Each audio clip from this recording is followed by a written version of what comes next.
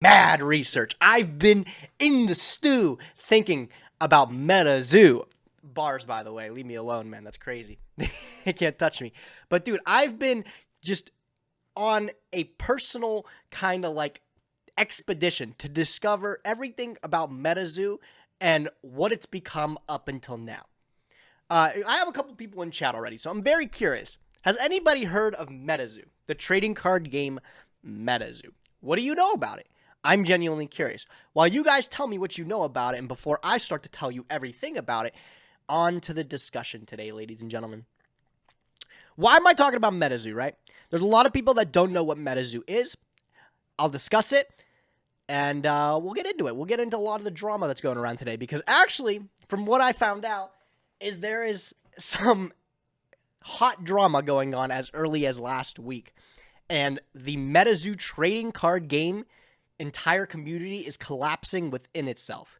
But objectively, Metazoo is doing just fine. How is that? What's the deal with Metazoo? Let's talk about it for a bit. So for anybody that doesn't know, Metazoo... Well, actually, yeah, I'll talk about why I'm talking about Metazoo first before I get into it. So, I don't know. What's first, right? It's either I talk about what... we'll talk about what Metazoo is. I'll give some... a little bit of... background to it. So for anybody that doesn't know what Metazoo is a trading card game that was ran as a Kickstarter early on in 2020 at the crux of COVID-19. It is the brainchild of Michael Waddell, who is an ex-Goldman Sachs employee, an ex-NASA employee. The man has done it all. Very intelligent guy. But Metazoo has been his baby that he has put together throughout COVID-19. Not Steve123. Thanks for the prime, bro. Appreciate you, King. This was originally a Kickstarter thing, and as you can see, there's a lot of charm in it done by Michael. He has a big vision for it. A card game that is meant to be played by everybody, and that takes certain different aspects that you normally wouldn't see in trading card games, brings them back, and then also introduces new mechanics to the game. One of the main gimmicks of Metazoo card game is that it's all tied with cryptids. Cryptids are things like Bigfoot, Sasquatch, Loch Ness Monster, all these, I don't want to say urban legends. I don't think that's the right word. Cryptid is genuinely the right word. But for anybody that didn't know what a cryptid was, there's kind of your thing is. That's what they built their brand upon, and that's what they've started with their first block, which is Cryptid Nation. Their plan is to release 5 different booster sets in this first block based on cryptids from North America, and that's the entire Cryptid Nation block that they have around.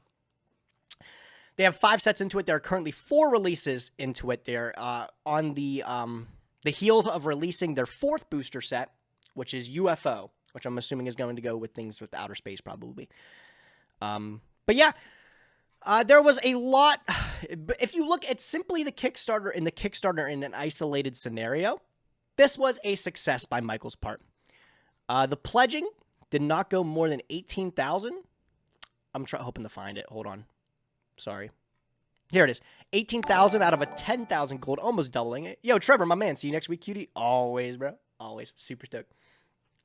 So, the Kickstarter was a success with $18,000 pledged out of a $10,000. It looked like Metazoo was going to finally see fruition. It was going to all this work that Mr. Michael put in was going to finally see the light of day. Some of the cool things about Metazoo that you would normally not see in other card games is the art style is very unique. A lot of people would say it's very reminiscent of the old school Pokemon trading card game. Even somebody like MBT, Mono Blue Tron, has said he is a fan of the artwork. Reminds him a lot of like the grassroots of Pokemon and stuff like that, Iconic artwork. Granted, it's not an IP that anybody recognizes, but we'll get into that later, you know what? But another big aspect of Metazoo that no other card game has really dared to dredge through a competitive format is fourth wall effects. A fourth wall effect, for anybody that doesn't know, is an effect printed on a card that interacts with the area around you. So similar how all of these urban legends or cryptids are supposed to be amongst us. You're supposed to immerse yourself in the Metazoo universe by using your surroundings to give your deck an edge where your opponent won.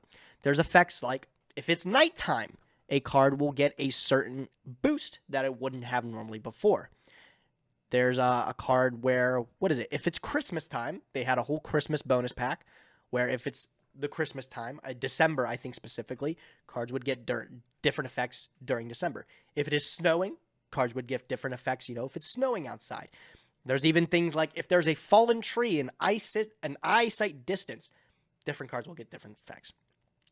Some people like that idea, but obviously it raises a lot of red flags when you're looking at it at a competitive standpoint. But you have to remember, what exactly is Metazoo built for? Who is buying Metazoo? Who is Metazoo printed for? Michael Waddell talks about it being printed for kids, you know? It's a fun game to play. The cards are wacky. The artwork is off the wall. Some people like it, some people don't. But it's supposed to be fun, man. You're supposed to be laugh as you know, figure out all the interactions with your cards, sitting down, having a good time. Kids don't play card games. Shut up! I'll talk about it! Leave me alone, bro. Goodness gracious. So the fourth wall effects were a lot of contingency with a lot of people. The vision of a meta around Metazoo, you know, the first 4 letters of it, didn't seem like it would be really something plausible if you're introducing fourth wall effects as a main core mechanic of the game. This is something that is going to happen throughout the rest of the sets, and it has been deemed so. So obviously, me coming from it, I actually followed Metazoo from the very start of its release and its kind of debut here. I followed it from the start here, and it had this meteoric rise to fame. Something unprecedented in the trading card game community. Metazoo exploded on a level that has never been seen before. Why did it explode? Well, there was a lot of aspects of this game that the creator, Michael Waddell, wanted to maintain. A lot of things that he grew up on as a kid. You can see, actually, well, here, we're going to look at the cards and everything, too. We'll talk about this in a minute.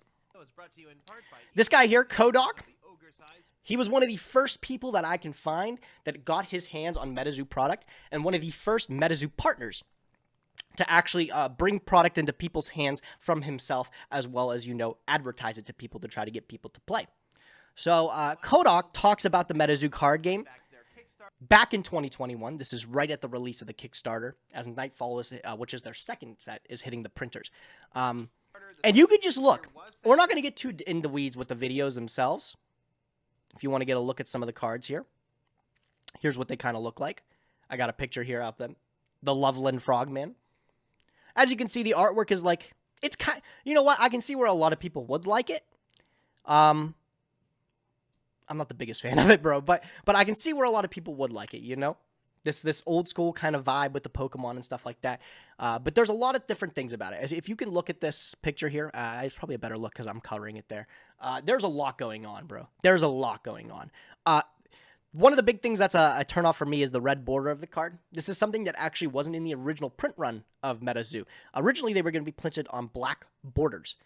That is actually where you see, did I close the Kickstarter? I'm a weenie. Right. Hold on, bro. The black borders were originally printed for these sample cards. Are you kidding me? They were originally printed for these sample cards here. I promise this is relevant. The black borders were printed for these cards here, and all of these sample cards were given out to backers in a quantity of 100 each. They were only printed with 100 each of these sample cards here to be given. So, you know, there's a very finite amount of these cards that were only given to backers of the game. Why a red border, you ask? They went with the red border for a couple different reasons. They went with the red border. It was first introduced in their Christmas set as a Christmas exclusive thing. I think Michael then realized he really, really was a fan of the red border. And the red border is supposed to reminisce of something similar to Pokemon, which if you look at the Pokemon borders, they're yellow. And of course, like, I think it ties in with Pokemon because of the IP tied around Pokemon and everything. And it's supposed to appeal to a more younger audience and everything. You know, this very vibrant color around it is supposed to contrast with all these cryptids. But I think it's a kind of a weird balance because then you get things like literally Killer Clown, or there's some really creepy artworks that just do not mix with the colorful aspect of the border. That's all personal opinion, though. That's besides the point. The main thing that I want to get you guys from this video is it was promising.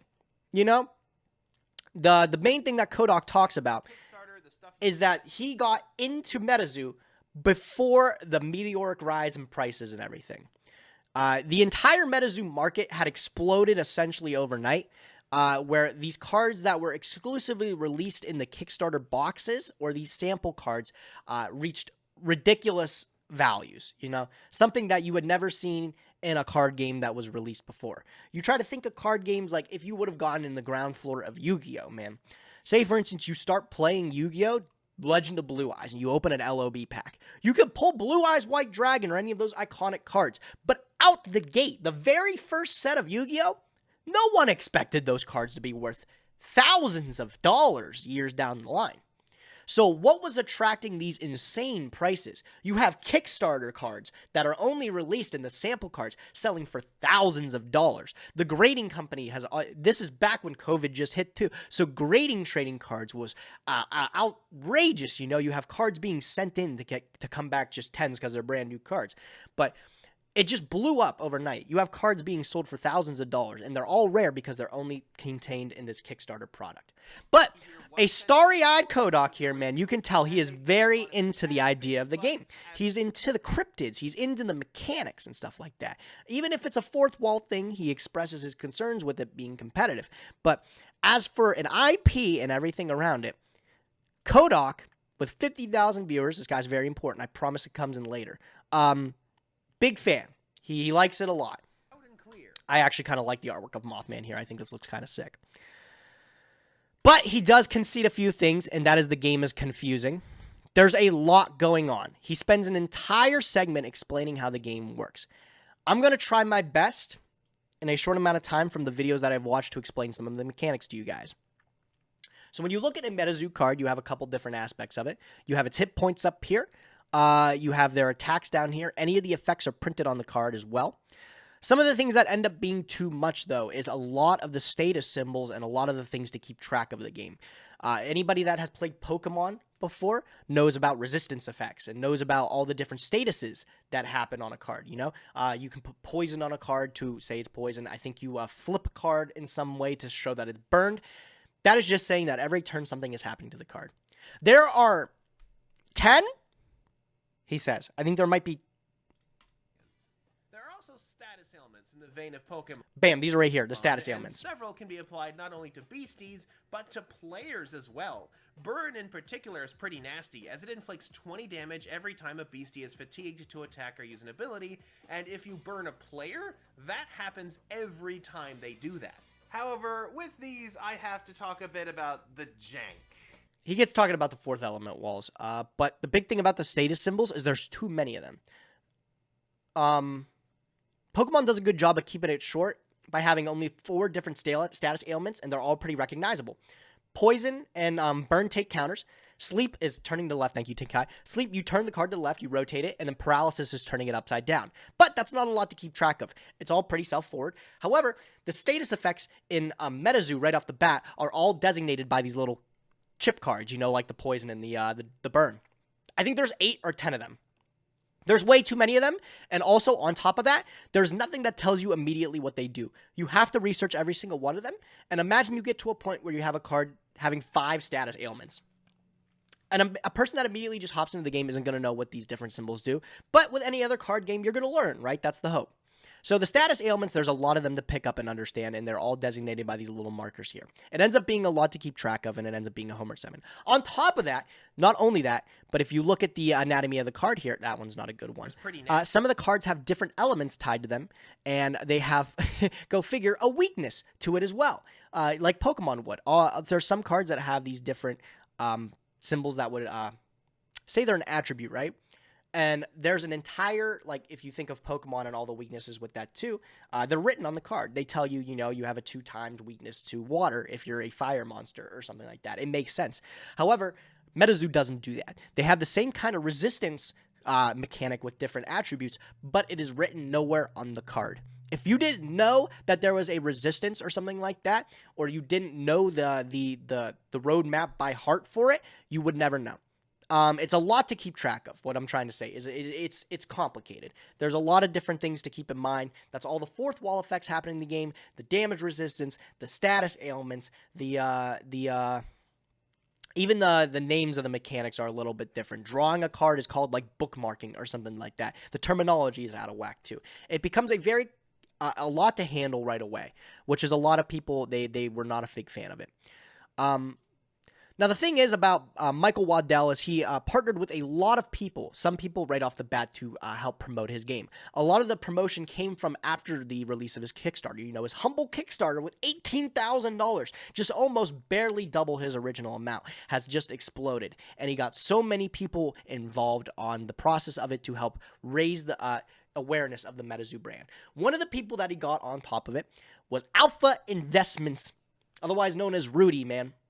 Alpha Investments, for people who don't know, is a Magic the Gathering channel that is primarily focused around long-term investments in Magic the Gathering product, whether that be sealed product, mainly sealed product, or any of the ABU cards that are involved on the reserve list. Rudy, who he's pretty infamous to some people. I don't mind him. I personally like him. But he has made his business on collecting these boxes and continuing to build a position for himself as the authoritative figure of Magic the Gathering collecting. He has an entire warehouse of millions and millions of dollars of Magic products sealed up because he sees long-term it has value. And who wouldn't see that, you know? Magic the Gathering, the first trading card game released to the public, blazed boundaries, you know, with their collecting as well as, you know, mechanics and everything like that, essentially birthing every other card game after it. It is an IP that is loved by everybody and is sure to live decades into the future. So it's a safe investment for Rudy. Rudy got involved super early with Metazoo. Been getting bombarded with people asking me, Rudy, Metazoo, are you going to be a part of it? What's going on? Well, so the company has reached out to me. I've accepted this care package that they sent me from the company, and I'm going to be researching it. I know nothing about this so far. The reason I decided to actually accept a care package and take a look at it is because the sheer volume of people that have been asking me about my opinion of this product. Hey, look, they even got their own logo on the outer seal. Nice little, and wow. Yeah, so this is the first video that Alpha Investments Rudy ever posted on Metazoo. And a lot of people will attribute this to the explosion of the entire secondary market. I don't think so. I do think he plays an important role in deciding who comes into your card game and who your primary audience is. The main thing that I want you to take away from this is that although Rudy picked up this care package from, assumably, Mr. Waddell, the original Metazoo people, to advertise the game, he eventually gets partnered with Metazoo Games. And a partnership with Alpha Investments is not anything new. A prior card game, Flesh and Blood, has already done it with specific promo cards and everything like that. However, I think when you give Alpha Investments Rudy into your company like that as a strict partnership, you attract a very particular type of customer. The people that think similar to Rudy. And that is, what is the long-term value of my Metazoo product? Is this going to stand the test of times? Can I be like Rudy? Can I collect pallets of Metazoo? And then eventually, years down the line, I'll be able to make money. You have this mentality of people on a collector side, which there isn't anything bad to collecting a game. You know, collecting, everybody collects something. Sure. But when you bring in this type of mentality to people, it is directly opposite of how you want to grow a company based on the mechanics. If you're so gung-ho about the game, not opening the product is the exact opposite of what you want. Mike Waddell partners with Rudy to bring the game to a wider audience and bring the collectible side of it to a wider audience too. What makes the game collectible though? You know, I think a lot of people might be asking, Metazoo, Metapoo, the cards don't look good. What makes it collectible? Something that is, what's my next video here? This is a really good video that I'll go over with you guys later. Something about the Metazoo that makes it really good for collecting is they've brought back things from older trading card games that have recently rotated out. Something that I've heard a lot of people talk about is the first edition stamp. Oh my goodness, first edition's back, bro. Are you kidding me? So Metazoo made it a point to bring back first edition prints of boxes, similar to that of Flesh and Blood, who recently did it last year. A lot of these startup companies want to start with first edition to give the boxes a set limit of scarcity. If I tell you there are there actually isn't 100,000. I think there's 25,000 Metazoo Cryptid Nation first edition boxes. You know there's a finite amount out there. If you hold one, you know you are one of only 25,000 to hold it. That's a special thing for a lot of people, you know, to hold a finite amount of stuff. Or to hold something with a finite amount of product out there. It's a very big pull for a lot of people, and it makes a lot for a lot of product to sell pretty quickly too. But even if we look at Yu-Gi-Oh! Today and all these other card games that come up with this first edition printing, even though it's something that us as Yu-Gi-Oh! Players especially are so fond of back in the day, picking up these, especially me, picking up these first edition collectibles that are, in your heart, there's a finite amount of them, much more than a finite than that of the unlimited printings. But if we've known anything, Yu-Gi-Oh! Has completely rotated out the first edition. It's still around on all the cards today, but it's arbitrary. First edition doesn't mean anything anymore. There's no unlimited prints. They don't exist anymore for Yu-Gi-Oh! So it's pretty much just there for every card. Every card's a first edition. It's not special. So why does cutting first edition make sense? It's because you run into a problem that Metazoo is facing currently as we speak, and that is nobody wants to have cards that are worth nothing. And that's exactly what the second printing of Cryptid Nation has cost. Cryptid Nation has released its second wave, and its second wave involves still a finite number of 100,000 booster boxes only of Cryptid Nation Wave 2. But if you go to sellers now, the boxes don't sell. People are sitting on toxic inventory that they cannot get rid of. Partners from the original conception of the game that saw its ridiculous rise and everything are now left with product that they can't unhand. And nobody wants product that's going to sit there and collect dust. So you have the problem with all these first edition boxes. Recently, actually, Flesh and Blood, I should say, has done the same thing, where they've noticed after their first, I think, year or two of production, the first edition stamp does not work. You attract a certain amount of people that collect just the first edition cards but don't enjoy the game, and it becomes very difficult to be able to get the cards in people's hands or have cards that retain value. So Flesh and Blood coming forward with the next year, I think they're rotating out the first edition. Everything is not going to have a first edition print. So every card game in TCG has realized that first edition doesn't work. However, Metazoo wants to bring it back specifically for the collectability aspect, right? They want people to to hold something that's a finite amount. I get that. It's awesome. It's cool and everything. Right. So where does this become a problem? Rudy wants to collect the product and hold it. That's what Rudy does. And that's okay. Mike Waddell even says, if you want to collect the game, he wants that to be a very important aspect. That's okay. If you want to hoard product, that's okay. That's your prerogative. But it becomes a very stark contrast of the bright-eyed Michael Waddell that we see back in the day, creating a lovely IP based off of all these cryptids based around the world and how it actually turns out. This is a interview that I really like.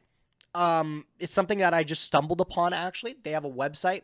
Bless this person's soul, by the way. Imagine being so involved with Metazoo that you create this website. This is Metazoo HQ. It seems like it's run by just somebody in their own time, but it has everything here, man. All the cards are put into a database. Products are listed. There was actually this really super helpful tool that I was using, and it's a timeline based on we'll get there, the NFTs, don't worry. It's a timeline showing how Metazoo has progressed over the years and all the different releases and stuff they've had. Very helpful resource that I was using when I was doing this. Right, where was I? So I found this interview here. This interview takes place right at the release of their Kickstart. This is right after, I think, Rudy got a hold of the stuff. And this is like right in that between of before Nightfall, but after the huge success of the Kickstarter. Everyone is still trying to figure out, what's the deal? Why did this thing explode? What's going on? So this guy here, Kitchen Table TCG, he's not anything big. 7.5k subscribers. Is a 3k interview for a game that, by the way, is blazing right now. He only got 3k people to talk about it, but this is a really good interview. Late night Kitchen Table TCG goes over with Mike Waddell. So I view this as kind of this is a cool intro, by the way. Watch this. This how this can be competitive, then you're not thinking deeply enough about it yet. Well, what's up, everyone? Welcome back to Killer. That reminds me of Susu, bro. Honestly, man.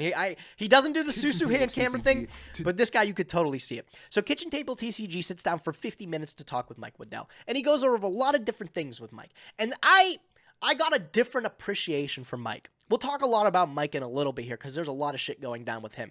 But the main thing I want to pull from this interview, and I'll be going back to it a lot, is Mike, you can tell, is super passionate about Metazoo. You could tell he put a lot of effort into making this vision happen, and it came to light. And you can't help but be happy for him, you know? I want you guys to hear about him talk about competitive play. I want you to hear talk about his earliest visions from July 19th. Again, I can't stress, right at the release of Metazoo. I want you to hear about all these bright ideas that this man Americans has. have had. I got to find them first And, of all. Give you me a know, minute. I'm focusing on the US right now because that's where Crypto Nation is. But So this is him. just- He's talking about the cryptids and how involved he is in it, and how he likes the IP and everything, and he wanted to build a world around these cryptids. Can't blame him for that. That's awesome. Good for you. Kickstarter Precon decks, and we played a game about it. And one of the things I really realized, I think this is talking about fourth walls. It's a little bit of a deeper game than I maybe gave it credit. This is for important. Everybody, originally are we listening, chat? Are we listening? This is very important. Opening packs. There's a sense to the community right now where it's like collecting and opening packs, and the first edition isn't even out yet, right? Like it's July 18th, and like your first edition gonna fast forward a out bit. yet. So like I always thought like it's kind of a lighthearted game, and when I played it, it was a lot more deep than I understood it to be at first. And it has a lot of mechanics. Like it has like the same mana system basically as Magic the Gathering. Correct me if I'm wrong, but similar mana system as Magic the Gathering. It has a lot of the Pokemon stuff, right? Where you have Okay, talking about a lot of the card game. I'm waiting until he introduced the fourth wall effect. And what are you passionate about in that way? Yeah. So a lot of people, because they focus, and it's the easier thing to focus on, so I don't blame them, on the collectability aspects that I baked into the product. They just assumed that I was like, screw it with the playability part. But what they have to recognize is that the playability and the mechanics came before the focus on cryptids specifically, right? Like I wanted a game that had kind of all the gears and wheels and knobs of the TCGs that I love, but then had this fourth wall aspect to it, right? And so I put in as much synergy as I could bake in, as much complexity. Like what I wanted a game that had a really low barrier to entry and that was inviting to people to play. Listen to this, guys. The You learn a ceiling lot on about him complexity here. was incredibly high, right? And it's kind of a cliche to use chess as an example, but anyone can learn chess from a very young age. But the ceiling on complexity when it comes to chess is almost infinite, right? Right. And with Yu-Gi-Oh, I felt it's an amazing game, but I felt like it's hard to just jump into. I feel like you almost have to have all. My man, shout out for the best game though. You could tell, bro. But this essentially what I want you to gather is that you could tell Mike is very, very passionate about making the game playable. The collectability aspect is something he baked in inherently with the first edition. It's something that he wanted to happen for sure. But the big thing is a wide-eyed Michael Waddell wants Metazoo to be a actually competitive game that people enjoy and take seriously. He comes from Yu-Gi-Oh, Magic, Pokemon, all these kids that we grew up on as kids. So he takes all these different aspects, the first edition from Pokemon and Yu-Gi-Oh. He takes in the mana system from Magic the Gathering. But the main thing is he wants it to be easy to pick up, which Yu-Gi-Oh, even though he says is a great game mechanically, you just can't pick up and play. It doesn't make sense for a lot of people. So he wants to make sure it's easy to pick up. But played Yu-Gi-Oh in order he also talks about it wanting to have this ridiculously high skill set. Right. Skill set. How do you do that? How do you do that with a game with fourth walls? Even Pokemon are different. I think that they are very welcoming to new players as well. I know I'm going to be sitting and watching this a little bit too. It's because we're going to be coming back to it a lot. So, they have that going for them. I'm not too sure or too convinced about the ceiling on complexity with Pokemon, but of course, Right. Magic does have that. But then you have to question whether or not the barrier to entry for Magic is as low as it should be or as low as it is with Pokemon. So, all that to say, like, going forward, I'm going to create these sets with that in mind. And I think that we're almost unique in that, where it's kind of like it's very welcoming. You think that the game can be played in a very simple format, but then once you start adding fourth wall stuff, and once you start thinking about that as what you can do with that from a format perspective in terms of competitive play, organized play, there's really no ceiling to it. And on that note, like I really want to partner, maybe not even produce it in-house, but I want to partner with companies in order to create an organized play scene that really focuses on kind of the razzle dazzle of competitive play. Like if you can imagine a tournament where we have these synthetic fourth wall environments, or pseudo environments as I call them, where it is actually fun to televise because we have a semi-working volcano that's set up in the arena, right? And I know it sounds silly, but like if we can make the purses attractive enough, if we can make the spectacle interesting enough, then there's no reason why we can't do what esports did, where they have, it's actually considered a sport now, when people like they take it very, very seriously, and it appeals to more people, more than just the people that play. That's a huge part to keep in mind there. That's a huge part to keep in mind right there. So, Mike, from the very beginning, there's not been a single tournament that has been hosted yet. Keep that in mind. He has this vision of creating these large, grandiose sets that you can play off of with the fourth wall effects in the game. That's awesome.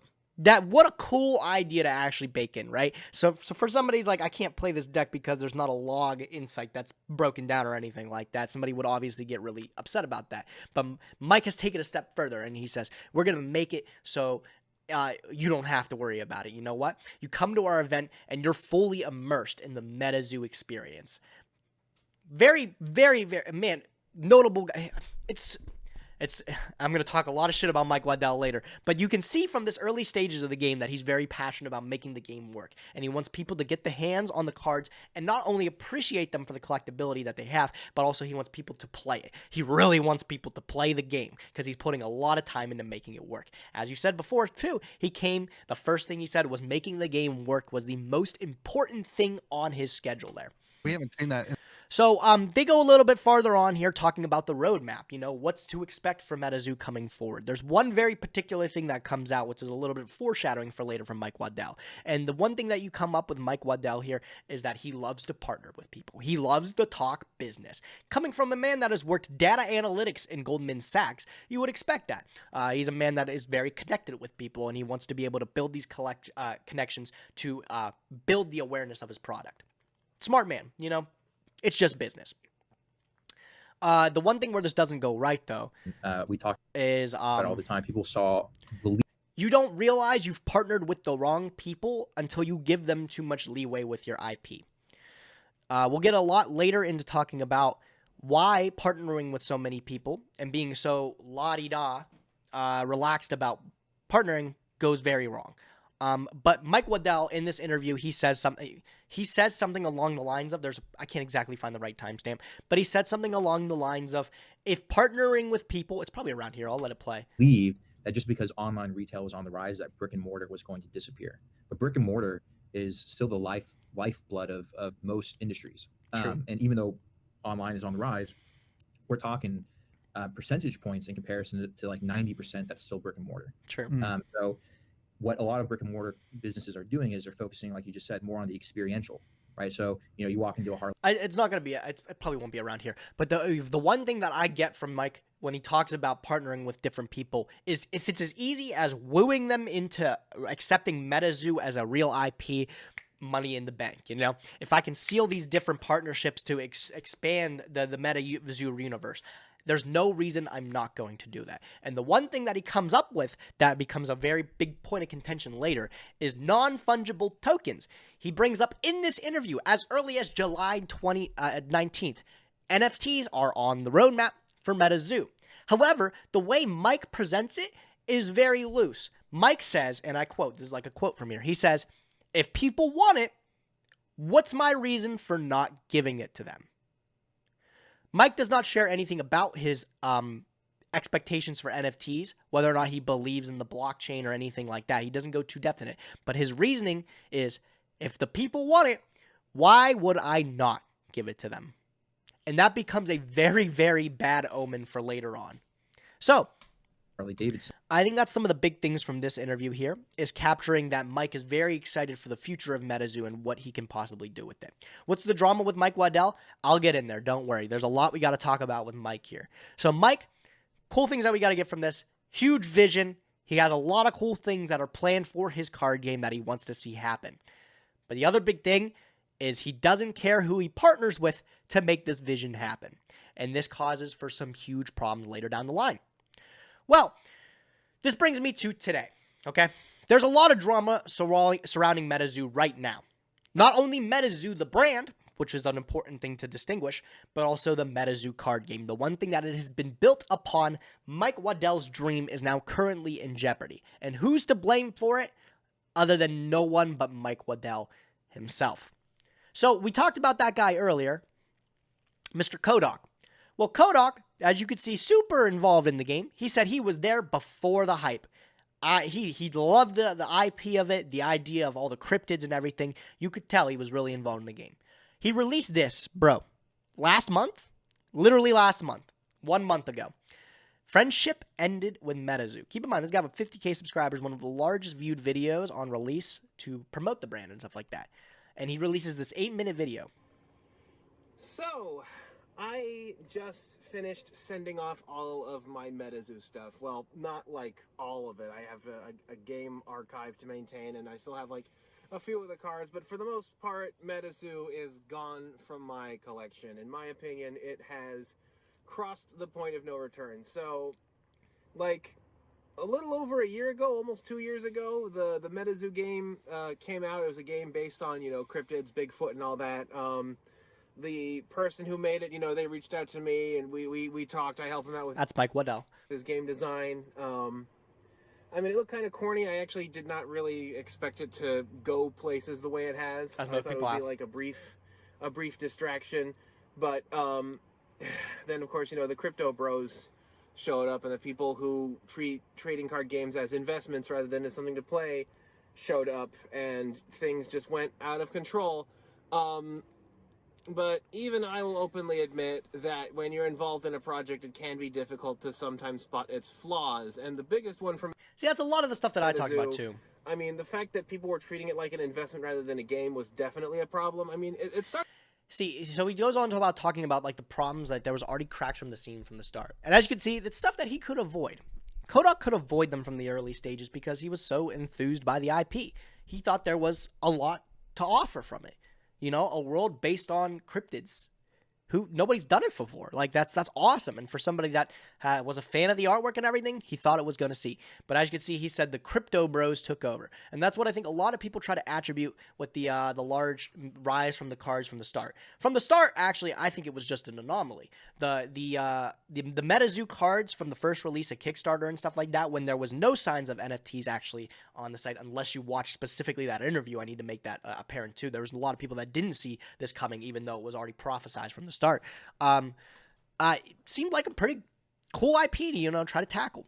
You know, a man builds up from the bootstraps over a COVID. He takes a dream that he had, making a card game that involves all these fourth wall effects, and he makes it happen. It's anybody's, you know, grassroots story that you want it to happen. So when he started introducing NFTs to the line, that is when Kodak had left the space and stuff like that. Kodak was pretty involved in it too. Not only that, but as of recently, what I've learned is Metazoo has been holding these competitions, these art competitions, where you can submit art and then have your card potentially printed in the game with the art that you've done. Now, obviously, there's a lot of different things as if that's right or wrong. You know, if you have people that are so invested in the game, they'll do it anyways for free. But a lot of artists have a problem of the model of you submit me art and then I pick one of like 50,000 and the rest of you 4,900. Go fuck off. Like, sorry, like you did that for nothing. So it's a very wishy-washy thing. But this guy was a part of the create your own card thing where he could submit art, and he won. He has his own card in the Metazoo game, and imagine, just take a second. Imagine having your own card in one of your favorite card games that has just come up off the block and leaving it, saying, oh my God, I can't believe I even associated myself with this. That's exactly what this guy did. So what he did is he sold off all of his Metazoo product. He said, anybody take it, I'm dumping all of it. And he says, if you guys want me to sign the card that I made, feel free to send it to me. I'll do it. Other than that, I don't want anything to do with Metazoo. I'm done. I'm gone. He also has a very important line in here that I want to find because it's so telling about a problem that we see much later. to more types of fraud than like regular banking. I mean, This is him talking about his opinions on NFTs and how they're susceptible to fraud and everything, and just with like anything a fraction else. of the cost. And blockchain technology doesn't even really offer banking. I mean, arbitrate a server that you run some business here, but so yeah, Metazoo did NFTs. It did like a couple when it first started surging in popularity.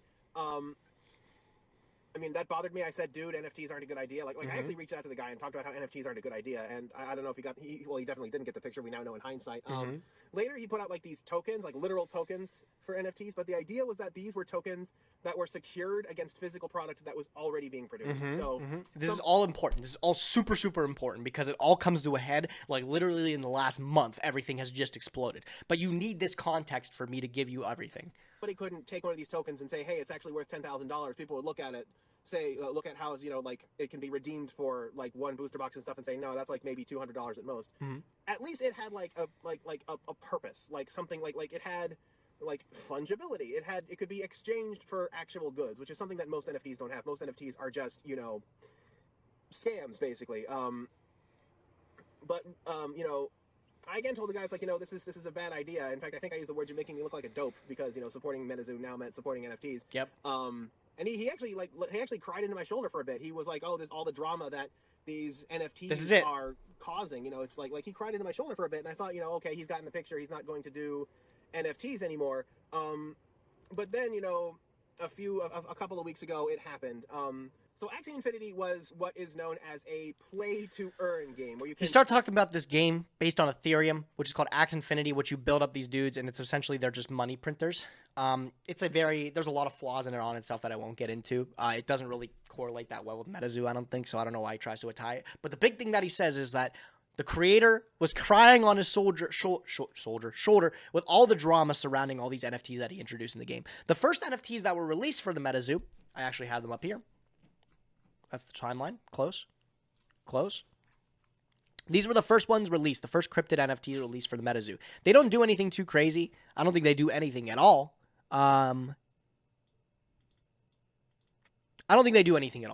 Besides maybe giving you access to a product or something like that. The big thing is that there wasn't a huge tie-in with the card game on its way. That wasn't until later that you start to see some very egregious things happen with the NFTs. So obviously, like he said, this guy, excuse me, let me find the video again. Kodak, he's upset with the NFT, the premise of it. He goes, it's kind of, you're making me look like an idiot.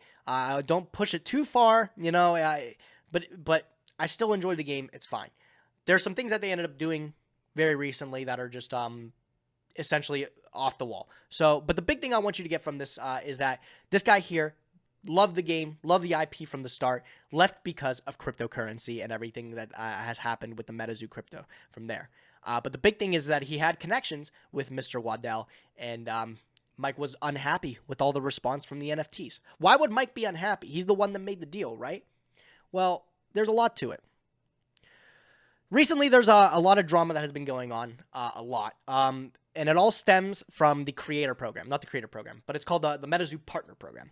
The Metazoo Partner Program takes some of the creators or some of the industry leader heads, not industry leader heads, excuse me, some of the social media figureheads of Metazoo, and it allows them to have allocated amounts of products to then sell to their fan base or anything like that. Essentially keeping the game alive through the fans that actually enjoy it, but through going through their favorite creators and stuff like that. There's been a select few amount of creators that both own their own trading card shop, like Mr. Cryptid here, and then there's also some that run it themselves. So, Cryptid TCG was one of the few people that was a part of this original OG, keep in mind, the original partner program for Metazoo. He saw it from the start. He liked it. He wanted to make it work. So, as of recently, Cryptid, one thing that I need to point out, too, because it does become relevant, is the scene for Metazoo is not as big as it seems. You would think, since I'm talking about it today, that it's big, that a lot of people were talking about it. This was huge on the release. Huge. Absolutely ridiculous. You could not be in any trading card space, knowing the man. Doesn't matter, sports cards, fucking Yu-Gi-Oh! Magic, card fight. You couldn't be anywhere without hearing Metazoo. Just everything that was surrounding about it. So it was a big deal from the start. Where did everybody go? From what I've learned from watching these YouTubers, everyone that is strictly involved with just Metazoo, nobody plays this game. Cryptid is known as one of the largest Metazoo content creators at 416 subscribers. He has recently left Metazoo completely and stopped selling it in his store, which he said was one of the big draws from Metazoo. Here's a video he posted called Metazoo We Deserve Better. It is a 4-minute sting of him essentially saying, what are you doing, Metazoo? There's a lot of drama that this guy is involved in because he's been an OG supporter of the thing in the partners, that he knows a lot of information that a lot of people don't. This video has very bad audio, but essentially the gist of it, I will watch it together. You know what? It's 3 minutes. Let's sit down. I think it's very important to show this guy wasn't fucking around. Morning, guys. It's Cryptid TCG, and I'm here at the LGS. It's with a heavy heart. I have to make this decision. I'm suspending all Metazoo play in the store, and I'm suspending all Metazoo sales in the store. And it's tough. It's something I really didn't want to have to do, but I feel we all deserve better from Metazoo. You as a customer, I as a retailer, we deserve to be treated a lot better than they have been treating us. And this has been brewing for a long time. It's finally come to the head. I'm no longer a Metazoo partner. I'm no longer selling the product. And basically, no one else has come out with these videos because there's constantly a carrot that's being dangled in front of everybody's faces. Metazoo Games gives people just enough to keep them going without bringing this stuff up. And this is going to be an entire video series about Metazoo Games and what they're doing and what they need to do and how they need to treat us better. Whether you have been banned in their Discord for posting an emoji that they don't agree with and doesn't fit their narrative, or expressing your own opinion.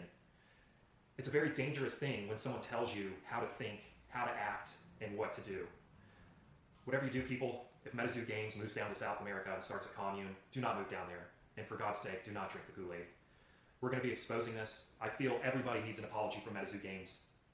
And the ball's in their court. I'm putting the ball in their court. I want to see an apology in the comments from Metazoo Games and what they're going to do better moving forward. He won't.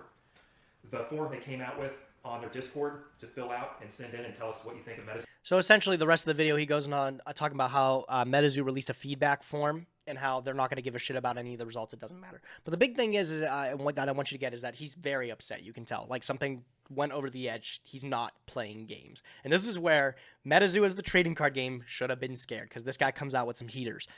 They don't go viral because I don't think the community literally exists outside of, by the way, I think he self-proclaims in the next video I'm going to show you that he maybe thinks total there's 4,000 people that are actively a part of the Metazoo trading card game community. Just picture that for a second. 4,000. You could probably put that all into like one big convention hall. 4,000. We get 2,000 at a YCS sometimes. Back in maybe a year or two ago, we were getting 2,000 at nationals for Pittsburgh and everything. Your whole community worldwide is the attendance of a Nats. It doesn't exist. So what's he talking about? Not drinking the Kool-Aid. He's very upset about the Discord and being silenced, not being able to have his freedom of speech. Who is to blame for all this? This is where I'm going to start talking about the bad side of Michael Waddell. So I was speaking a lot about how I really liked Mike's idea and everything, and how could you blame him for having this large vision for a dream that he had during COVID-19? It's really, truthfully, something amazing to be able to build it up to where it is today. It is big. It's huge. Metazoo as an IP is gargantuan. So he really did it. But what's the problem with this card game? Why is this card game completely flipping the switch? Well, Michael Waddell was involved with a lot. That's the same video. Hold on. I gotta go back to Cryptid. So far, Cryptid, as of early as 5 days ago, has released another big thing based on the Metazoo stuff. He's talking about why he sees it on the downturn and what they have to do to fix it. So he goes on to going to this video, the 23-minute-long video called Metazoo, Do We Have a Problem? And this is essentially how Mr. Cryptid lost his partnership status. So this video is very long. There's a lot of drama into it. But I'm going to go over a couple of the cliff notes that are very important. So the one thing to remember here is Cryptid, how it essentially started was there is this Discord group of all these OG partners. These ones that are backed from the start, by Metazoo to help get people involved in the game. Like Cryptid, I think Kodak was also a partner too. These guys are partners to try to push the game and everything. And these guys have been there from the very start. They're in a group, a private group called Black Border Society. The Black Border is a reference to the sample cards. That's why I said it was important. The collectability. So Black Border Society, you can tell this group is very involved in the financial aspect, ensuring that their cards are worth money. The pumpers, that's not what they are exactly. It's just people originally involved with the game. They want to talk about everything that they can freely. And the big thing about this group, it was a group for these partners to be able to discuss anything. The market, they could discuss Metazoo themselves, what's going right, what's going wrong. But the thing was, it was the safe haven for all these original partners to be able to vent their grievances or talk about things that they wanted to. They bought collections and everything, but it was a very tight-knit society, right? One of the things that started happening is partners kept getting axed. Partners out of nowhere were losing their statuses, and a lot of people were very upset about it. Not a lot of people, but the partners were upset about it because they didn't know what it was. Come to find out that all these assumably private conversations that these partners were having as friends in this group were being leaked to Mr. Waddell, the creator of the game. And some of these messages, they weren't the nicest. Some of them, creators were worried, the partners were worried about not being able to sell product after they got their allocations. They realized, wow, I'm going to get 250 boxes. I don't have anybody to flip these to. What's Metazoo doing? They need to tone back on their printing runs because obviously the demand for the card game is dwindling. But rather than adjusting these print runs to be able to make these boxes worth anything at all rather than just rotting on shelves, Metazoo is pushing forward with these 100,000 print runs that obviously will not sell. So Cryptid was venting these grievances in this private group. And there's been, keep in mind, these are all creators and all buddy, right? Apparently there's a little rat in the group named Argos Anonymous. There's a lot that goes into Argos Anonymous.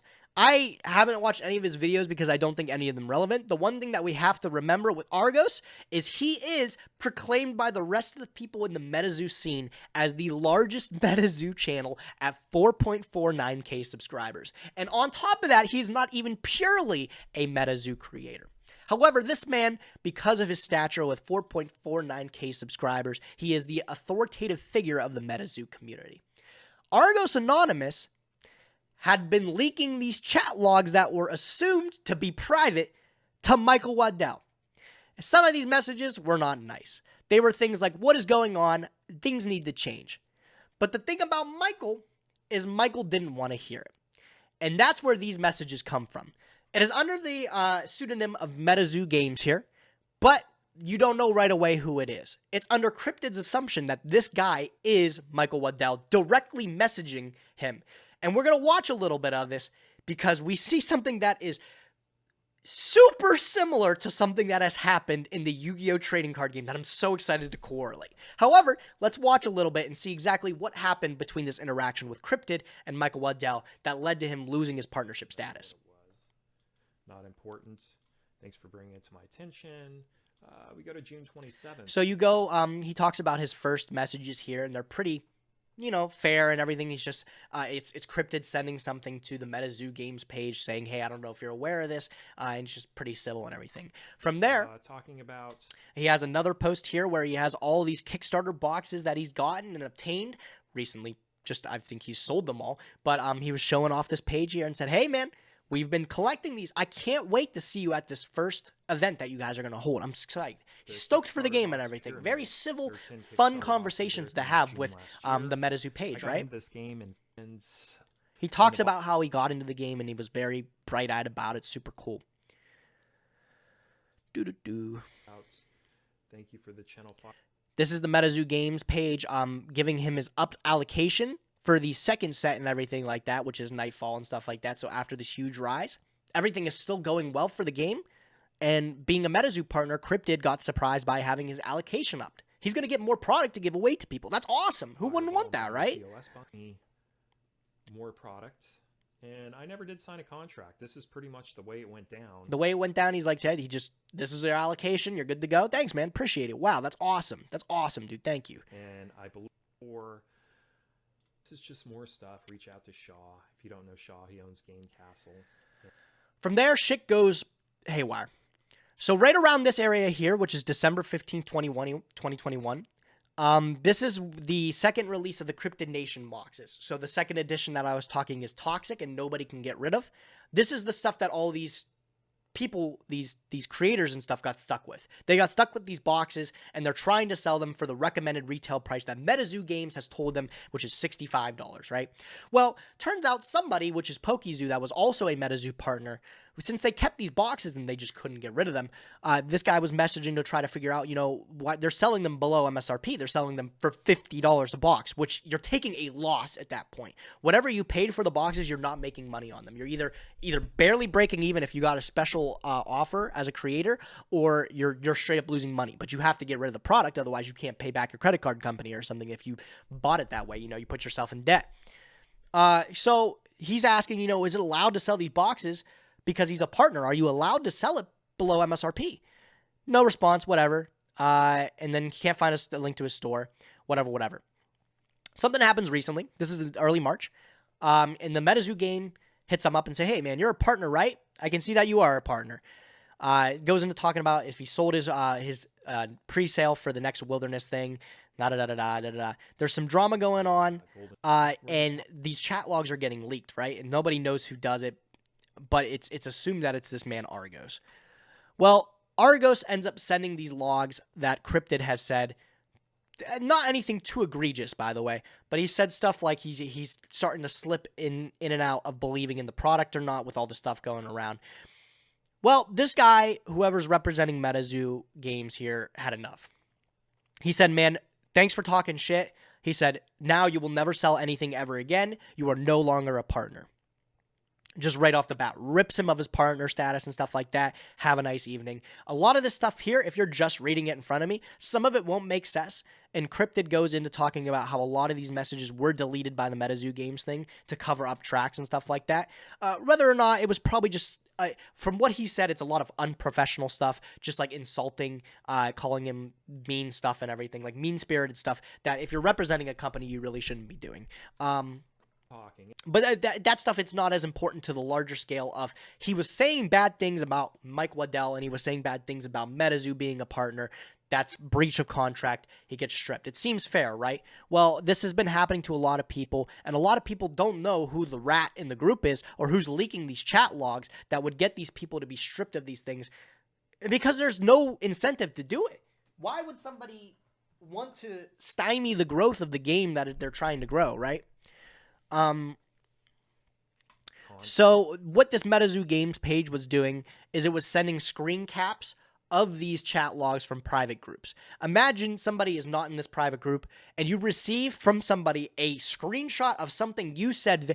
Let me try to find a better way to describe this. If I'm in a Konami group chat or I'm in a Yu-Gi-Oh group chat or something like that, and I'm talking about, oh my god, bro, what do they fucking think they're doing? Releasing this brand new XYZ product.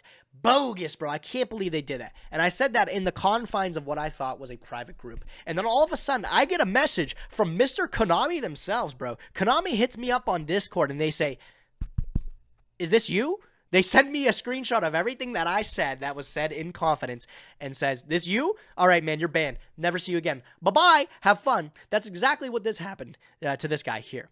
So at the first glance here, you're not sure who Metazoo Games is, but it's under Cryptid's authority to assume it is Michael Waddell.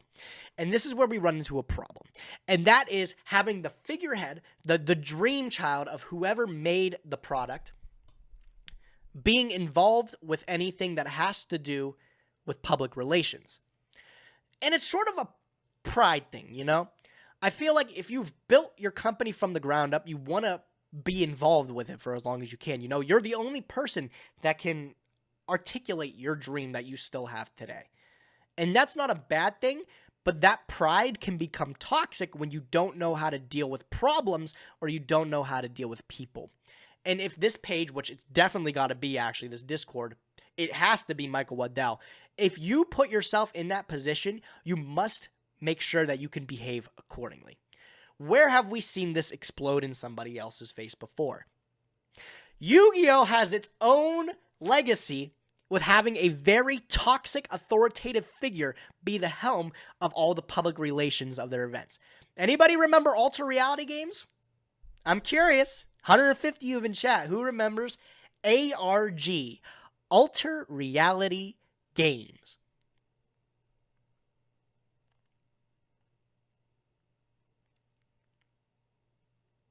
This is actually, it sounds familiar. It's so funny because some people just might not know. Alter Reality Games, picture it as the pro play games of the early days, right? Alter Reality Games blazed a trail that no other people would even dare set foot for, and they were hosting their own cash tournament events for Yu-Gi-Oh! Strictly to try to draw players in to play more of the game that they loved. The ARG Circuit Series was, I guess, just blazed the trail for all of these non-sanctioned events to actually be a thing. PPG would be a shell of the company that it was today if it was not for the groundwork that ARG had put together with their Circuit Series events. But the problem with ARG was not the vision and the dream itself, but the head of management. Jim McMahon is one of the worst business people that I've ever had the displeasure of meeting. I worked with him before. I hold a lot of the things I've learned from doing business with ARG very close to me. And I would not be anywhere I was today if it wasn't for what I've learned my process through ARG. But the one thing about ARG that a lot of people tend to remember, and it's not a good thing, is the head of management, Jim McMahon. Jim McMahon is an abrasive, greedy businessman. But he is a genius. And when you put those two things together, you get a very, very dangerous mix. Picture Kanye West. I love Yeezy, bro. Kanye. Picture a man so musically talented that he cannot release a bad track. He puts his mind to any project and he makes it happen. But take him when you have this God complex and it puts a bad omen on your thing. Well, Jim has been the source of so much drama for ARG. I wouldn't be surprised if it was due to him that the Circuit Series is no more. As you can see, you can't find the Circuit Series anyways, but it was such a large thing. Announcing the ARG format? No, this wasn't even it either. This wasn't even it. I was a part of this, bro. I remember. I was the one that first actually made a video on this stuff here. ARG made their own ban list and everything. But Jim, the problem with Jim is Jim liked to insert himself as the authoritative figure of ARG. And Jim is not a very personable person, I will say. There's been multiple instances of Jim being an absolute asshole to many people. One of my very good friends, Olympia, if anybody remembers the scene, straight up just being a complete dickhead to him. But it's hard to really, if you didn't experience it at the time, it's really hard to show you that Jim was such an abrasive person. Yo, Tanaki, my man, thanks for the bits, bro. I appreciate it, dude. By the way, guys, I know I've been talking about this for a while. This is the one thing I have planned today. Is everybody enjoying this? I just want to make sure everybody's like actually following along and enjoying what I'm talking about. There's still a lot to go through, and I'm so excited to talk about it. There's so much to go through, bro. But yeah, so when you have a toxic person in charge of it, it's a pride thing, you know? I built my vision up. I want to be the one that's able to accurately describe all these different things to it. But Michael is one of those. Michael is a Jim McMahon. Michael, from the early days, you couldn't tell was a Jim McMahon. But as the game started to rise and everything like that, people call him a tyrant now. He has a whole bunch of shit that is going over him. Not only this Discord stuff, but the Discord that he's talking about, that Crypta is talking about, is plagued with the Metazoo games being an absolute tyrant, banning anybody that has a dissenting opinion about the Metazoo trading card game. It's bad. It's to the point like it's a cult, as Cryptid actually describes it as. He says it's a cult following. So he says, like, if you go into the Metazoo group, say anything negative, question anything about production, anything that might be you doubting the game, you're instantly removed from the group. You're done. And that's not a good culture to try to build when you're trying to expand the reach of your game. When you get people that only are yes men, you tend to not make changes that are necessary for your game to grow. On top of this, they have a whole bunch of people from this Metazoo group apparently going into other groups trying to expand the Metazoo universe and everything. But at that point, you're just trying to push people onto the game that maybe aren't enjoyed it. So the big thing that you have to get from it is that Michael is a tyrant. He does not like to hear dissenting opinions. He wants his game to be the best thing it possibly can, and he will not hear anything else that is outside of that. If you're a partner, if you're under his wing promoting his game, you cannot say anything bad about it. You cannot. It will get you removed from the group, and it will get you removed from the vision that Michael has put together. So obviously, not having freedom of speech is a big thing, and it's a big thing for the Cryptid TCG channel from what I've watched. He says, if you guys have anything, Cryptid says, if you guys have anything bad to say, if you have anything to say at all, feel free to put it in the comment section, because having your voice is that important.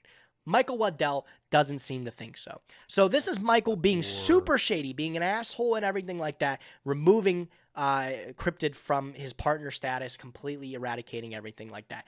Cryptid has not come back since, but this is all that drama going towards that and everything like that. As you can see, this is like some of the stuff. This is actually, I think, the thing that got him banned from his group here. It's Cryptid venting his grievances with weekly crash grab products, all these auxiliary products that aren't core sets being released all the time with these promos that are only exclusively in there. And then how he's saying, like, all these products are great to have over time, sure, but when you keep dropping them every week, nobody has money to be able to buy the new booster box that comes out at $65. Nobody still even wants it. So you take a loss. Any local game store that is a partner with it cannot sell this product because everybody blew their load on all the auxiliary products, right? They've done tons of different partnerships that have been objectively really good, like Topps. Anybody remember Topps cards for like sports cards or like old school Pokemon cards? Michael talks about how it was a dream. He had these Topps cards, these Topps Pokemon cards as a kid, and he said, man, it's a dream that I could get these Metazoo cards printed on Topps cards. And he did it. He did it. That's awesome. But it starts to cause problems for his local game store level. When you start partnering with these huge collectible titans like the sports card industry has and everything like that, you start to remember where your vision came from. And that is having a game that anybody can enjoy at their local game store. When you start pushing that out, then you start to capitalize only on the group of people that is causing problems, the investors. So the big thing about the investors of the game is they see it as a cash cow kind of, and it's just not.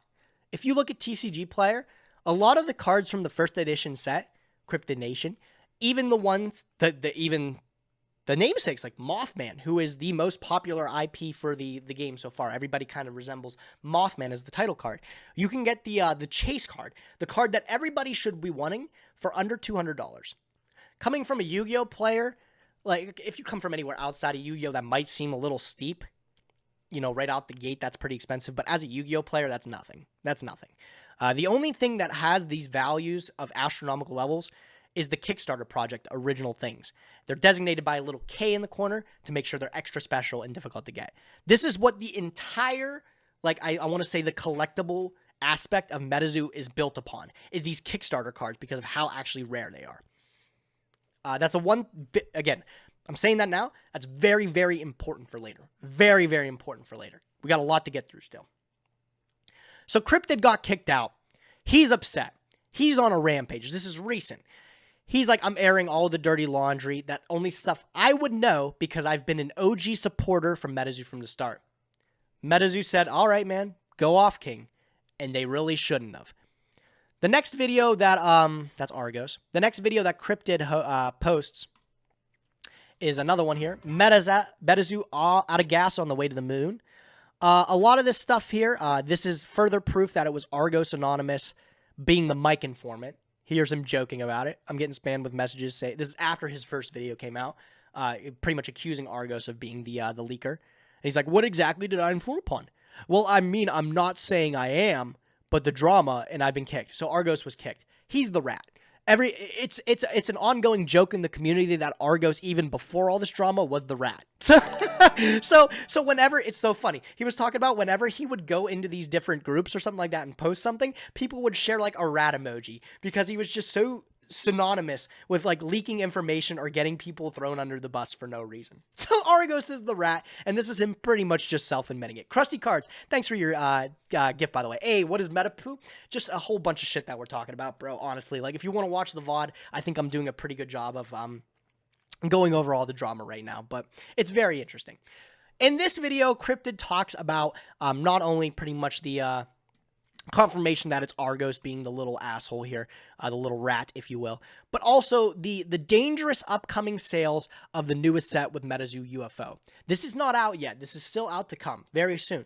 But he starts going into depth about his grievances and his apprehensions about being able to sell product like we were telling before. Like with all the auxiliary product coming out, he can't sell the main core set. And he goes into this video talking about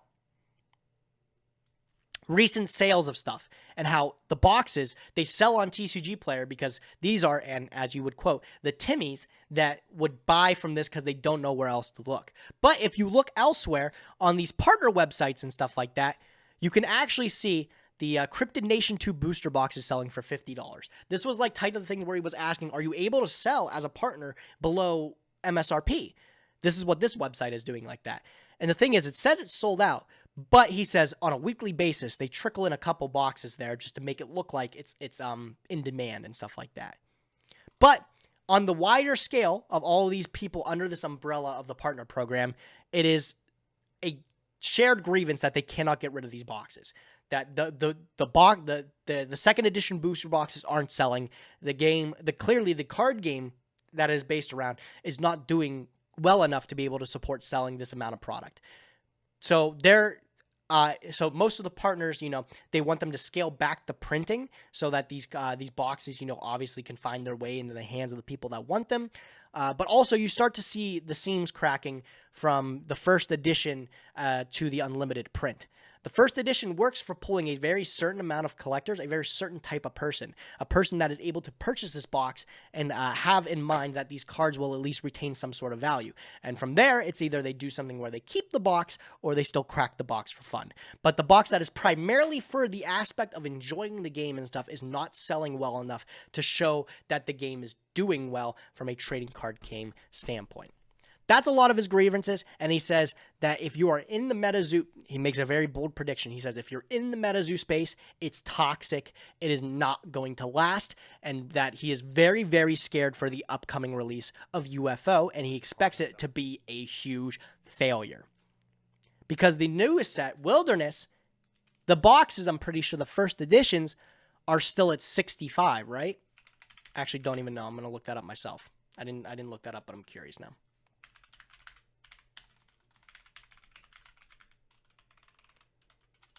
Okay, that is not what I wanted to look up. Wilderness, Metazoo. Why can't I find it? Oh, it's in storage. Yeah. First edition booster box, right? We were talking about the first edition and how it's a certain amount of people. Look at this. You can't get rid of them. This is retail. This is retail price.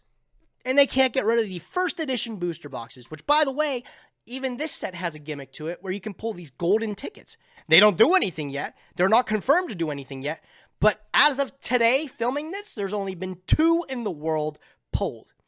How rare is that, though? You have to ask yourself when your entire global player base is 4,000 people at most, honestly, maybe. It's hard to say. But that's the thing, is you already start to see this decline in people wanting the shit. And it's going to be very bad when you hit the next set and people are still not wanting the prior set. So Cryptid prophesizes his whole downfall. He says, it's going to be bad. You got to get out of it if you can. But what's causing that? Okay, this is a really big part here. This is where everything starts to make sense. All right, we following along? We following along, guys? Because now I'm about to answer the big question. Why is shit hitting the fan? Why are people upset? It's not the card game. The card game itself, actually, seems to be doing okay. I just talked to John Moore, and John Moore actually had something interesting to say. He said he had a friend that attended one of the tournaments at Collecticon. That's where these tournaments are hosted, by the way, or Collecticon specifically. And if you go to the tournament, I'll actually pull it up. I can't believe I didn't pull this up because it's kind of actually a really fascinating thing to see. Metazoo Collecticon tournament. It says, oh my God, it's Ronaldo. Ronaldo came and said hi. It's making me mad that I can't find anything of it because it's really cool. The one thing we have to remember is even with recent tournaments, John Moore was telling me that the attendance is actually pretty fascinating. The attendance for the most recent Collecticon tournament that they had in Dallas, I think, was around 300 players, which is not bad. That's not bad for a regional level. But how's it work? What I asked, I was so into it. I was like, what's the player base like? Do people care about it enough to take it seriously? Give me a minute, guys. I'm going to really have to find it because the Collecticon tournament prizing is also unbelievable.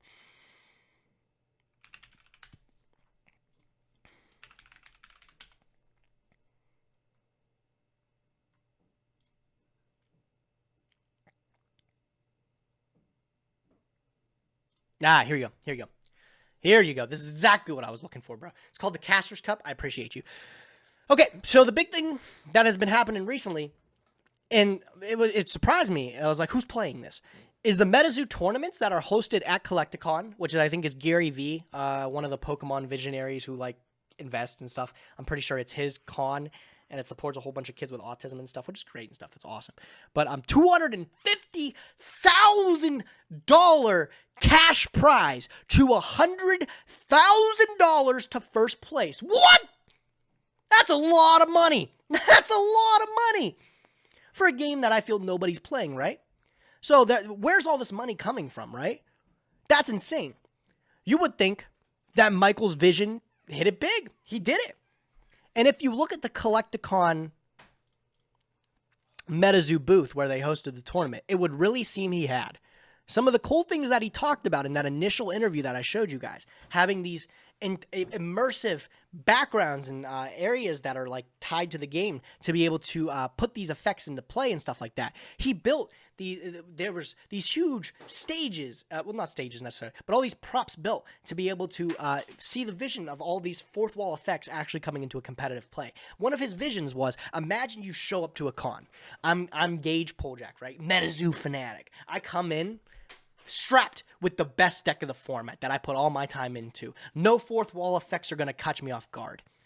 You come into the convention hall, imagine you see at the Metazoo stage, you see a working volcano, which triggers some of the card's effects. You see a downed log, a forest, some kind of waterfall. You're surrounded by the Metazoo environment. He made it happen. He made his dream of having the card game that actually surround you through all the fourth wall and have these props that make them possible. So I asked John, I was like, man, that's great and stuff. And the fourth wall, how's it work? I was like, do people take it seriously? Turns out, the guy that went and played, I asked him to ask these questions to him. He got back to John and said, at the top tables, as you would expect, the competition gets pretty fierce. Obviously, there's a large cash prize on the line. Anybody's going to take it seriously, right? But he said people were actually like using the fourth wall effects to their advantage and stuff like that. And none other than Philly Luna actually played this guy in round 4. Anybody? That's a name that anybody recognize Philly Luna? I'll pull it up, bro. Holy shit. Right? I'm curious, bro. Philly Luna.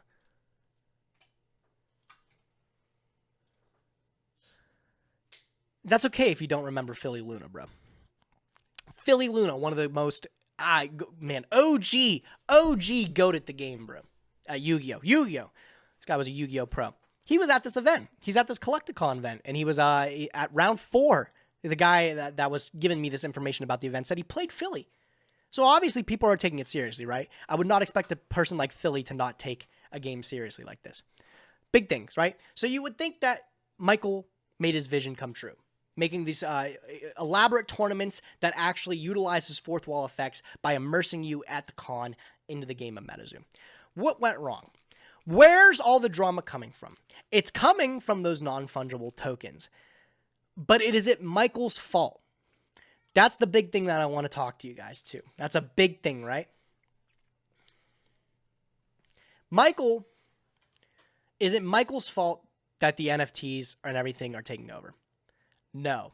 I'm strongly believing that it is not Michael's fault. I feel bad for Michael. After talking all this shit about him, and some people are like, yes, it was his fault. I'm going on the ropes to say I feel bad for Michael Waddell and what happened to his dream with Metazoo. Because I feel it is not his fault that things are going wrong. So, as we heard from before, NFTs were already on the roadmap for Metazoo. Pick a lane. I got it. Calm down. Metazoo, NFTs were on the roadmap, right?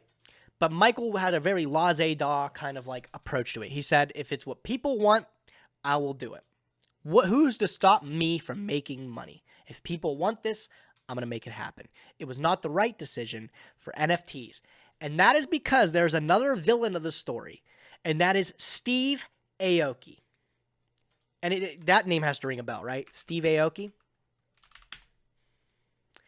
I'm going to go out on a limb, and it's going to be very embarrassing when I say this. I had no idea who Steve Aoki was until I started researching. Is that weird to say? I had no idea who this guy was. Turns out this guy, if you look up his Wikipedia, it's actually kind of funny. He's a DJ from Florida. He's an EDM artist. That's what I got. Read his little bio here. It's kind of funny. An American DJ, record producer, music programmer, record executive, and heir to his father Rocky Aoi's fortune from Benihana. He's rich. He's rich, bro. How? I'll get into it. That's the big thing, bro. Steve Aoki. So how do I've never heard of this guy, right? He's a very charitable person from what I know. How is he rich? Yes, he's rich because he's good at what he does, man. Great artist, I guess, from what I've known. And heir to, of course, like $1 billion franchise and stuff. He's rich. That's what you have to get from it. He's also extremely involved in cryptocurrency. Extremely involved. To the point where if you go to his website, I'm pretty sure homepage landing is just a crypto shill. Maybe not? Whatever. He's into NFTs. That's the big thing you have to get about him. Is Steve is into NFTs. And it becomes very apparent that everything that has been worked on with the NFTs for Metazoo has stemmed from Steve Aoki partnering up with them.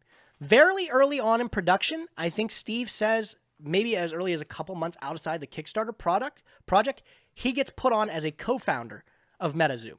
And this is where things start to hit the wall. So Steve is already a big advocate of cryptocurrency and the NFT market and stuff like that. If you go on his Twitter page, which I'll do now, it's literally all crypto shills. He's got the crypto, the NFT profile picture, something with Aoki verse here. This is all NFT shit.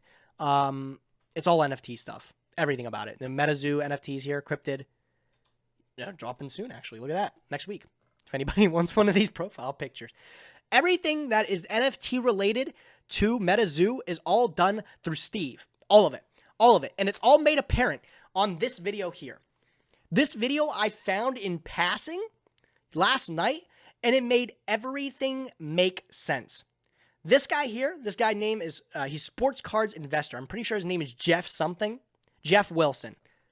I don't have any grievances about him, but we're going to watch his intro video because it is on another level, bro. Today, watch this we have shit. World-famous DJ Steve Aoki, along with his co-founder in Metazoo, Mike Waddell, joining the program to talk about the future of Metazoo, collecting, and trading card games. My name is Jeff Wilson.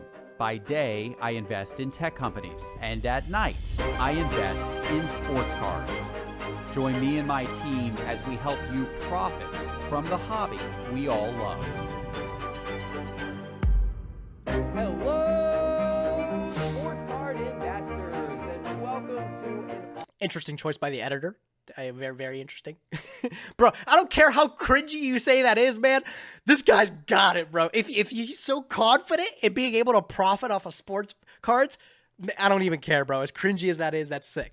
So Jeff Wilson, I don't have any gripes with him, bro. He seems like a really nice guy. But he gets into this interview today with Steve Aoki and Mike Waddell on the future of Metazoo. And a lot of the shit that you would think is going wrong here makes perfect sense when you start to hear Steve talk about the game that he is a co-founder of, okay? Sure. This is the first interview that I saw anything from Steve talking about, right? Next, you need to put like okay. some poppers, like some fun stuff, Okay, all right. Smoke cannons in 2022. They're talking about Mike had a birthday or something recently, blah, blah, blah, blah, blah. Nothing important. It's when Mike comes on here that everything starts to make sense. We're going to watch this through just a little bit. And then so the first thing that you start to notice is Mike will talk about the vision of the card game and everything that surrounds the world of Metazoo. After it is passed off to Steve to talk about all the collectible aspect of it, you will start to hear where all the stuff that goes wrong comes from. Let's listen. Welcome to the virtual holiday. Happy to be here. Thank you for having me. And this has been an amazing year for Metazoo. This trading card game has taken off like a little quicker. Rocket ship. And we're going to talk about that in the trading card game space. Tell me what this year's been like for you, and for those not familiar with Metazoo, maybe tell them a little bit about the game as well. Yeah, I mean, so Metazoo it's a trading card game, but I think Steve and I are starting to think of it more as a multimedia franchise just because of all the different verticals. That's important too. Into. But it's about cryptids. We call them beasties, but it's cryptids, yokai, creatures of all sorts of folklore. And we created a trading card game that's kind of like a lightning rod for all of this. And it took off. I mean, these are stories and creatures and urban legends that we all grew up with. And so it's really resonated with people. And the year has just been nuts. Different verticals, shit's done. So it's very important here. I can't wait to wrap this all up and everything makes sense for anybody that's tuned in from the start here. Because it really is a sad circle to go into. I can't believe that it's only been 7 months since we launched the Kickstarter product and started sending it out to people. But since then, we've released a first edition base set. We've released Nightfall. We're almost submitting our third set of to the printers called Wilderness, which will be released in March. We've collabed with Tops. We've done. We're working on plushies. We're working on skateboards. I mean, it's just been a crazy year. Steve's got involved really early on, and we're having a blast. Yeah. Yeah, it's been the big 7 months ago. That's incredible. Go ahead. The big announcement is Walmart. Oh yeah, Walmart. That is the biggest. Steve has got a big head for this too, bro, because the reason they start to talk about Walmart and why Walmart is a big deal for Steve is completely wrong. It's backwards. Announcement for 2022. The Metazoo will be. Hey, Nim, if you didn't find this interview, would you still be talking shit about Mike? Zach, I'm glad you were here from the start. Yes. Yes. Yesterday when I posted about this stuff and I got super into it, I was fully into talking shit about fucking Mike. But at the end of this interview, I have a lot to say about him that reverses it. In Walmart. And we're working guys. on. We are breaking news here on the virtual Metazoo going retail in 2022 in Walmart. Impressive. Congrats, guys. That is huge. That is huge for the development of the game. It's all about foot traffic, right? It's about exposure. So, we're going to be with Wilderness in over 1,000 local game stores worldwide. So, things like Australia, New Zealand, the UK, Europe, LATAM, Central America, the US, obviously, and Canada. But what Walmart gets us, and we're working on Target and GameStop, is it gets us exposure to just millions and millions of people in thousands and thousands of stores across the US. And that, even if at each Walmart only 20 people fall in love with Metazoo and they see our exclusive blister pack in the aisle, that's going to have a tremendous impact on the fan base and the community. Yeah, and when I first Sure. got exposed Retail to is this a game huge from you deal. guys a number of months ago, one of the things that I thought was so cool about it is the fact that you did base the game on characters that are part of people's lives. They're part of folklore. I just got here. What's going on? I think I got a host from Pack and everything. If a lot of people are just coming in, I've spent the entire 2 hours of this live stream talking about Metazoo and where it started and how it's imploding currently at the moment. Everything is going wrong for the trading card game of Metazoo, and I'm trying to explain why. It's been a huge story, and it got sparked up by this random guy coming into my store the other day and trying to shill me on it. These aren't just a whole new. It was something I was aware from the start, from the Kickstarter after it got done launching, but it's completely just been off the radar, right? Characters that no one's ever heard of before that you've created. You've based characters around cryptids, around these stories from the past, and obviously Mothman. I don't own a kind of store. central, I work at a character store in the game, but you've got a lot of these different characters from different parts of the country. So, learning from this interview, the big thing I want you to take away is that this is the extent of what Mike speaks. Mike doesn't talk much more out throughout the interview. Steve Aoki starts to talk about a lot, and there's a lot of things that he says right out the bat that is super concerning. And in the US, it's growing to be a fan favorite as well. Listen, we don't have a listen Loch Ness closely. Monster yet, right? No, not yet. We haven't gotten into that region, but that is Exactly. Listen closely to when Mike starts to talk about getting Steve on the team and what his role is. So eventually we'll do like what Mike's talking about, yokai, the yokai island. That'll be all Japanese cryptids. So And then we'll do that whole world. And then obviously we'll go to Europe, and then Loch Ness Monster will be a big chase there. So it's just we got to think of how many cryptids there are around the world throughout the history of We'll just human watch it for a little bit, guys. civilization, It makes a of lot what of sense. Trust People me. imagine to see and draw on the cave walls to tell stories to their kids, and their kids tell their stories to their kids. And I mean, there's just so much history. It's like opening up a dusty book and kind of like going through the pages and going, oh my god, this is what people used to believe, like witches and all this kind of like fun like kind of folklore history. So yeah, I love it because I just get right into it. It's like Mike always like talks about some of these the conferences that he goes to. He just went to a cryptid conference and people are just like, they're not even there for Metazoo. They're there because they're like obsessed on Bigfoot. Yeah. They're obsessed, like Bigfoot exists, guys. I swear his foot's this big, and I saw him in the bushes behind my house. Like, it's like They'll have plasters of his footprint, and they'll be like, "This is a real footprint from Bigfoot." And it's like, I guess they'll be like, "Oh, and now Metazoo World has taken it in and reimagined." Reason why people have latched onto the game so much. Sorry, I'm gonna find it. And I really believed in this whole vision. some of the dealers at that show.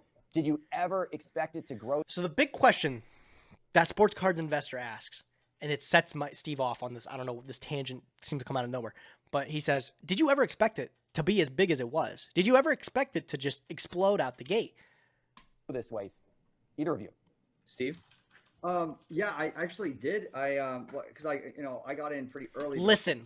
This is the biggest. If there's anything in the last hour and 45 minutes that you guys listen to this. I was tracking. Listen to the way Steve talks about the game, the card game.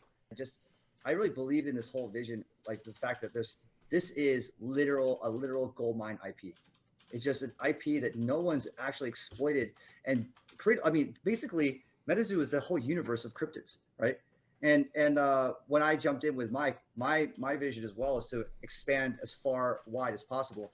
Mike understands TCG; he's been growing it. He understands how it works, what the community wants, and it's clear that the secondary market is so abundant and so rich, and it's a very healthy community, very healthy marketplace for Metazoo that it's going to constantly grow. The biggest con, I'd say, is the fact that there just isn't a product for a lot of these kids that can't get it, which is why Walmart really solves that problem. So happy to hear about that, just for all the people that can't get Metazoo, because it's become more on the collecting side, more on the investing side than the game side. Just keep listening. That's where Walmart will fix that. Yep. But yeah, I really saw that this was going to really grow, and not in a linear way, but it's going to move in a much faster trajectory. And for me, when I think about IPs, when I invest in something, I also look at it like when I also create a company, why people follow my company. You have to have a rich roadmap.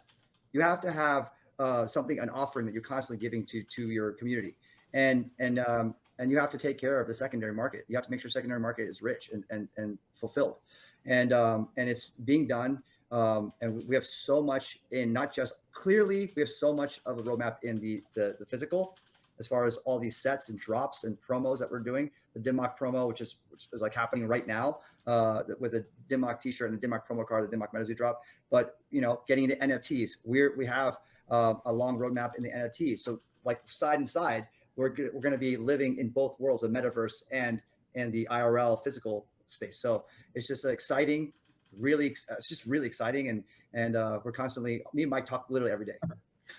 And for you, Steve, you've been a big collector of sports cards and other trading card games. That's the big thing that I want you to take away from this. He goes on to say later in the game he doesn't know much about the TCG in general. That's the big divide. And that's why I feel bad for Michael Waddell.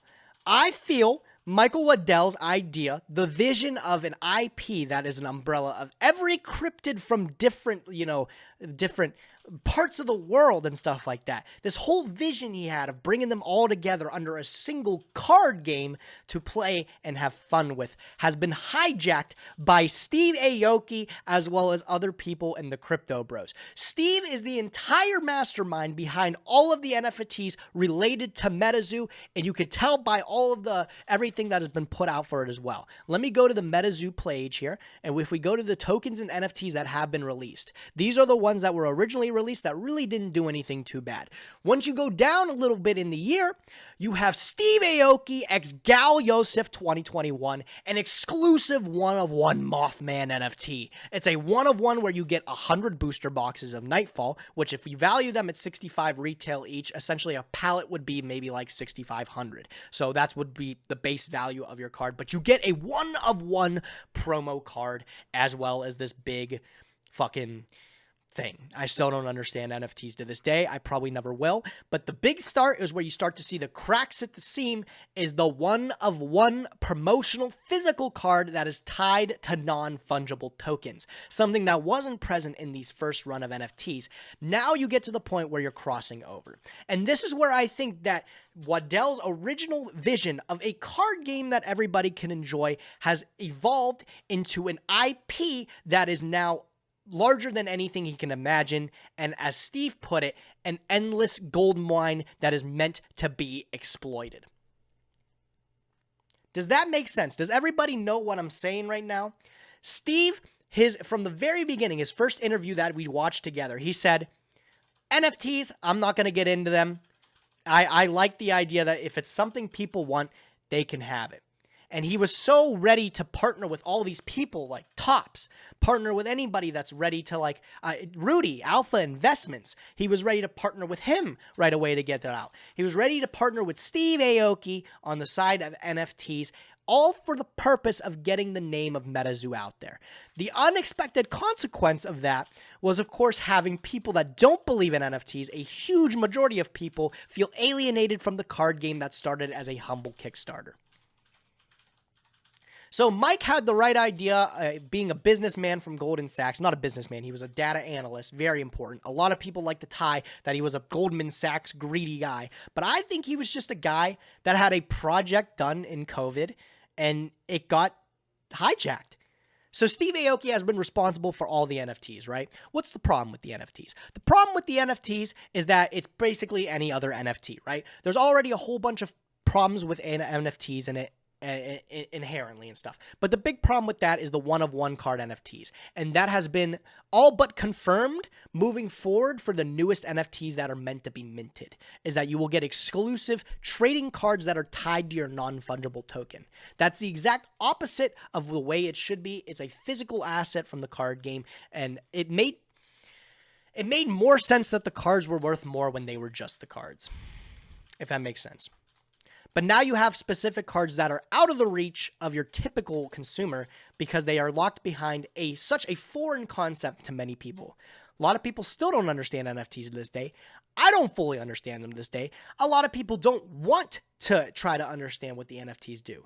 So since if you're making it such a core part of your trading card game, you're going to instantly alienate anybody that doesn't have any interest in it. So this has all been happening recently. All these NFTs that have been minted recently tied to one-of-one trading cards and stuff like that is all as of, I want to say, like the last 3 months. It's been on the roadmap since day one, but now it's all starting to come fruition with the partnership with Steve Aoki. And that's not to say Steve Aoki's a bad guy. He probably does, I think he does a whole bunch with charity and everything like that, which you can't diss anybody on that, right? The last that I knew him, the first time that I knew anything about Steve Aoki is the TCG Player partnership that they did with him, where they released Pokemon. Let me see if I can find it. This is recent. Yeah. So this is Steve Aoki's vault on TCG Player. If you go to his vault, he sells a whole bunch of slabs at it was for a certain amount of time. He was selling slabs for a stupid premium just because it's Steve Aoki. That was the only time I actually heard anything about him. But it's safe to say that I don't think Steve Waddell even has a full understanding or the extent of all the NFTs and what they could do. And Steve has been fully responsible for backing that entire part, which is fine. He's obviously the man to do it. He's done everything himself before, but as for caring for and fostering the trading card game, as you saw, rather than classifying it as just a TCG, what it originally was meant to be, it's become so much more. So we come back to the question of what is Metazoo? Metazoo is no longer just a card game humbly built up from a Kickstarter. It is an entire IP that umbrellas all cryptids from across the world. And you can even hear that from the early stages of the interview. That's Mike's vision. He wants to bring Metazoo to the world through plushes, through interactive stuff like that, just stuff to surround you in the world of Metazoo. He had this vision from the start of it being much more than a card game. But to support the card game and to get all these money to see his vision go through of competitive play with all these exorbitant set items and stuff like that, he had to get funding from somewhere else. And the amount of people that he had to work with, it was bound to be that some of the people that he's partnered with were going to be bad apples working for him. And I think Steve is going to be the main pointer for all of that. I think Steve has done everything for the NFT so far and is the forefront. And rather than Michael Waddell being the forefront for all the negative press that all the NFTs are getting, I think Steve should be the one that's primarily attributed for it. Right. So that's what I learned from here. We'll watch a little bit more from this. That type of thing. Man's ruined the dude's dream. And that's the funny thing, Kevin, the way you put that. I don't think he did. It's hard to say. I think Mike Waddell made the mistakes on his own, but he made the mistakes to be able to see his dream reach an entire new level. And obviously money speaks. And the way to make money is partnering with these extremely powerful people and stuff. But you partner with the wrong one, What happened now? The NFTs crash? Nothing.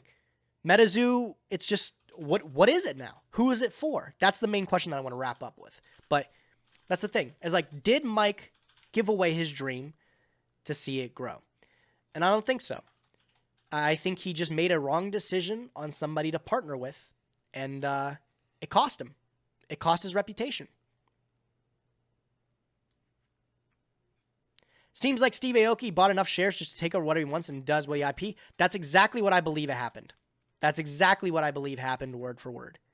You can just hear from the way he talks about it. He says, I recognize from the start, it's a gold mine IP that hasn't been exploited. Legitimate quote from Steve.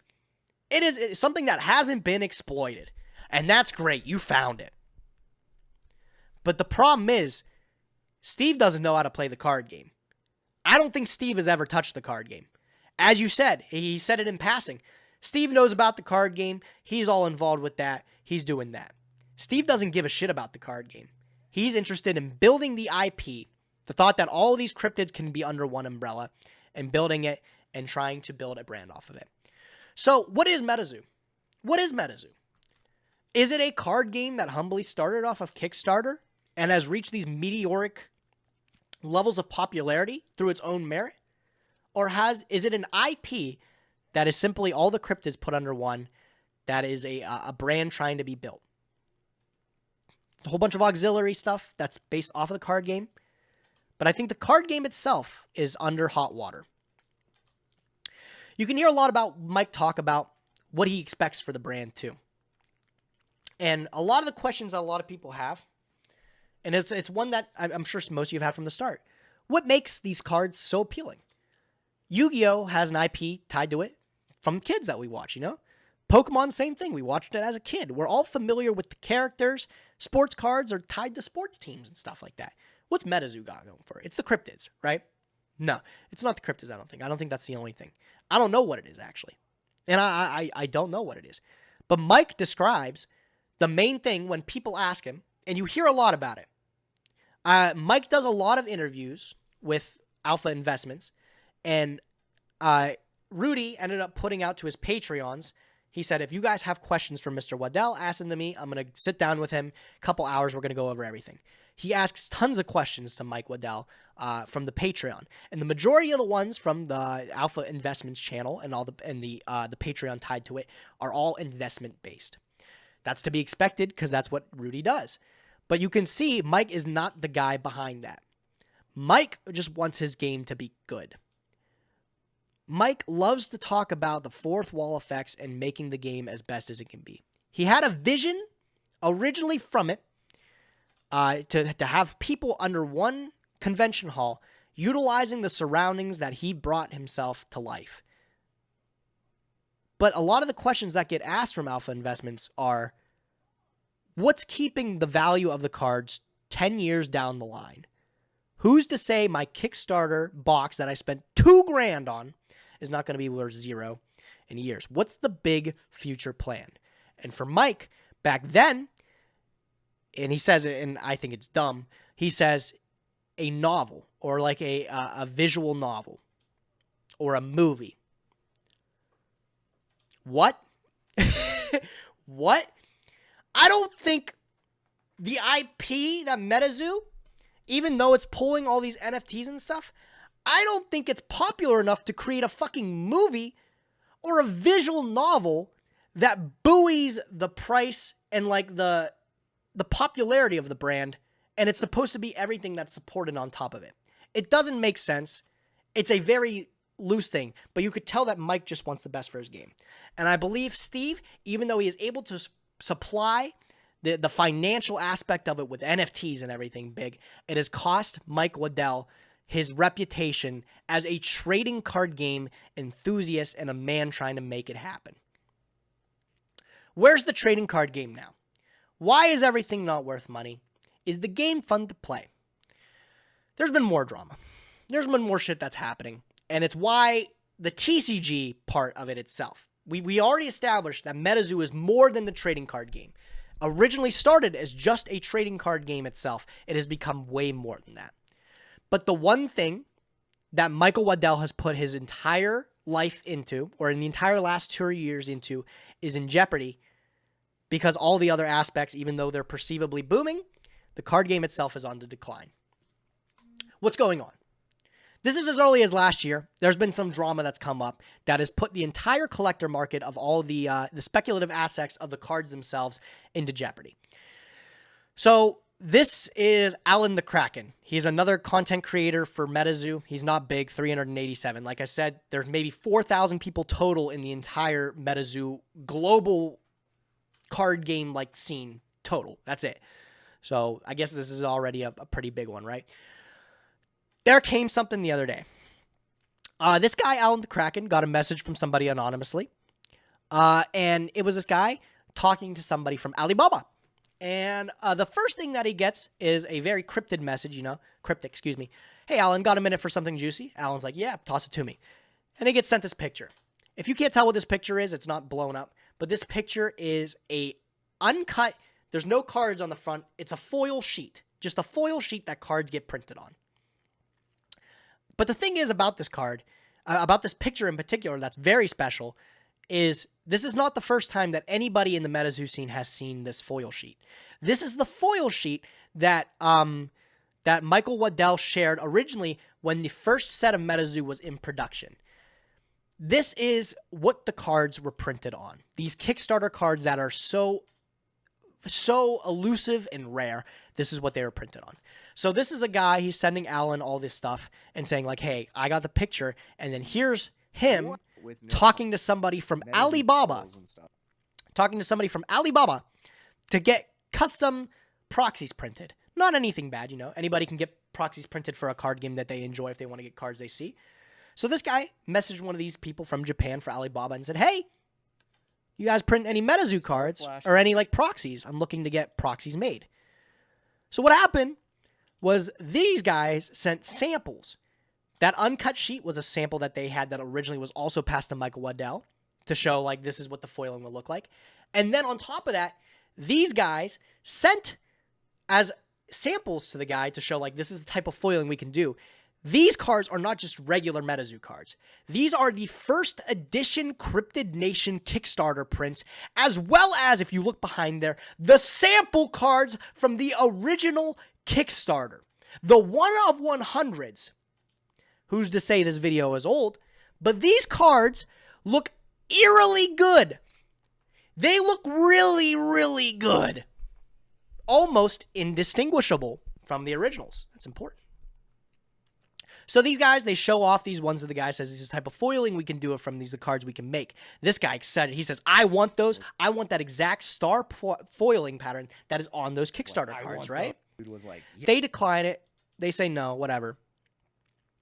But the big thing about this is it sent a wave through people. They said, those look too good to be fakes. How do those look so good? So it turned into, where did the original Kickstarter cards from, right? And again, even if we go back to the original interview with Mike Waddell, this is one of the first questions that get asked.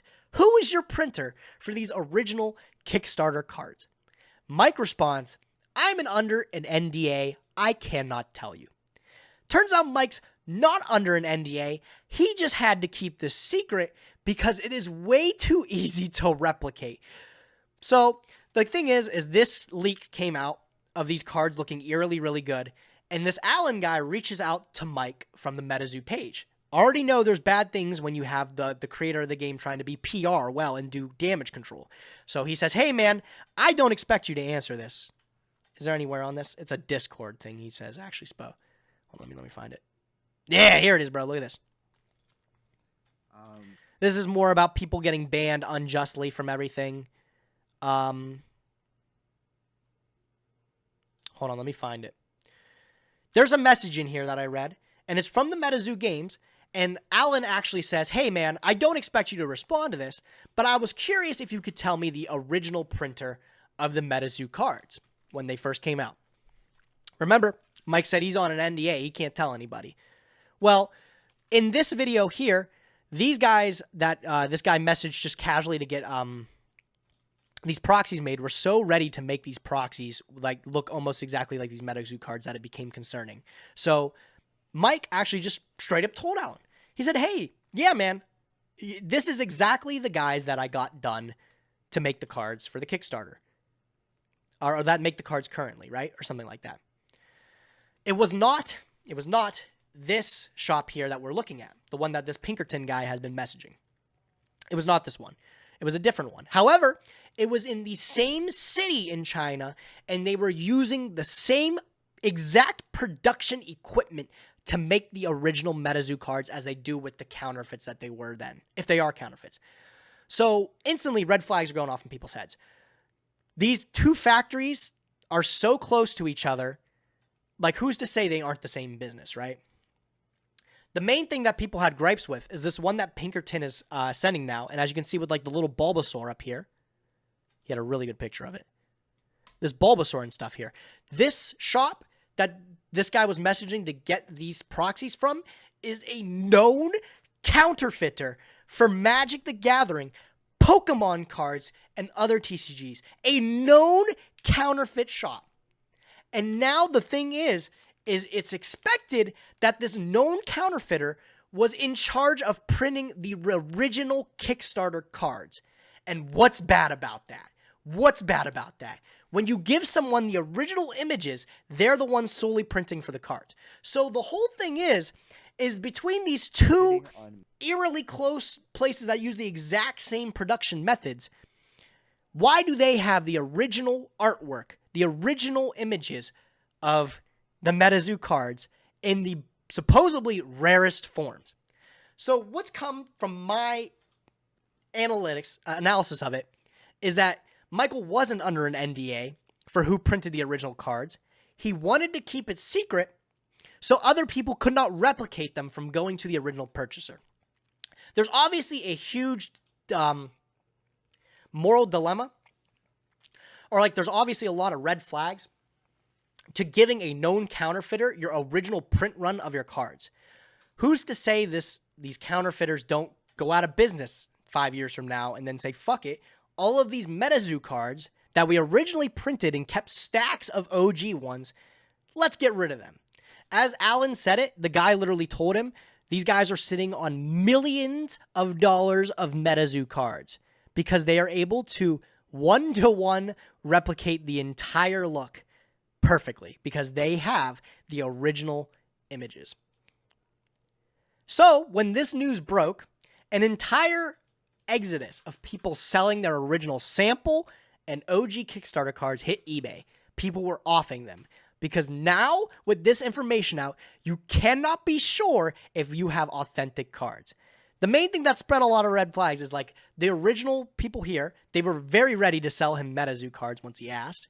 And then also, they immediately flipped it around and said, I'm not able to tell you if I made Metazoo cards or not. And then they flipped it around again and said, I actually got confirmation that I can tell you that despite my NDA, I do not make Metazoo cards. It was all fishy, and if you guys want to watch this video, it's awful. It's terrible.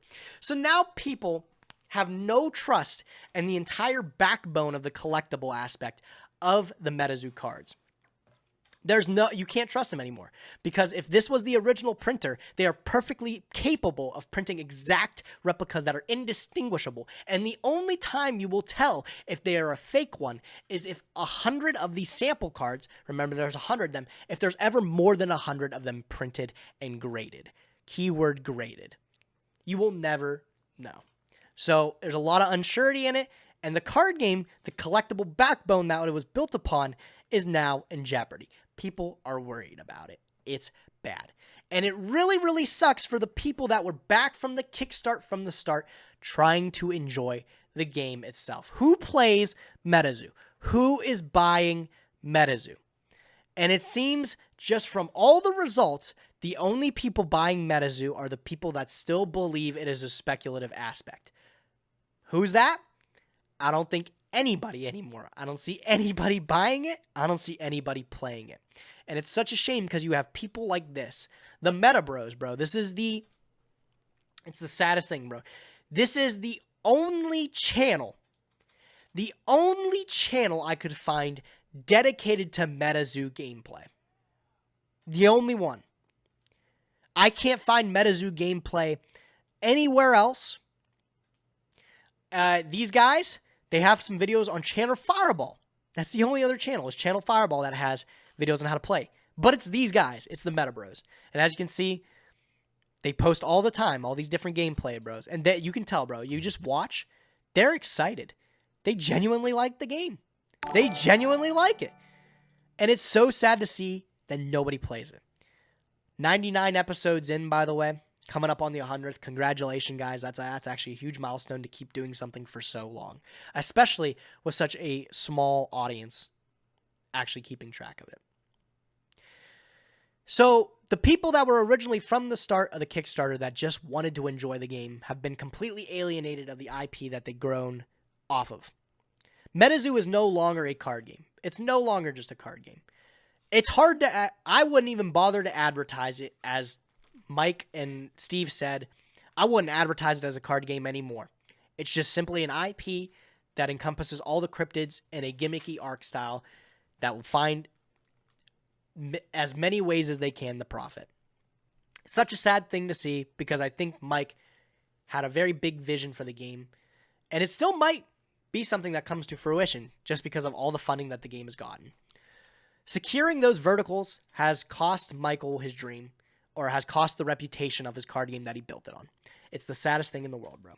And for a guy that's, to be fair, also, I mean, the way Michael behaves, it's not professional and stuff like that. It's very bad. But you kind of have to, like, feel bad for him. If you own a Discord server, and rather than people being excited about new mechanics or new things on the horizon for your game, you're just constantly bombarded about people asking, what are you going to do to make sure the money I spent on your game lasts? Rather than, what are you going to do to make sure I enjoy the game that I put my money into? Everybody that is a part of the Metazoo community now is expecting returns off of it, and it's something that will not be happening, or is starting to crumble at the seams. Right. That's everything that I had for discussion. I think I got the most parts of it done. What do you guys think? What do you guys think? Am I right or am I wrong?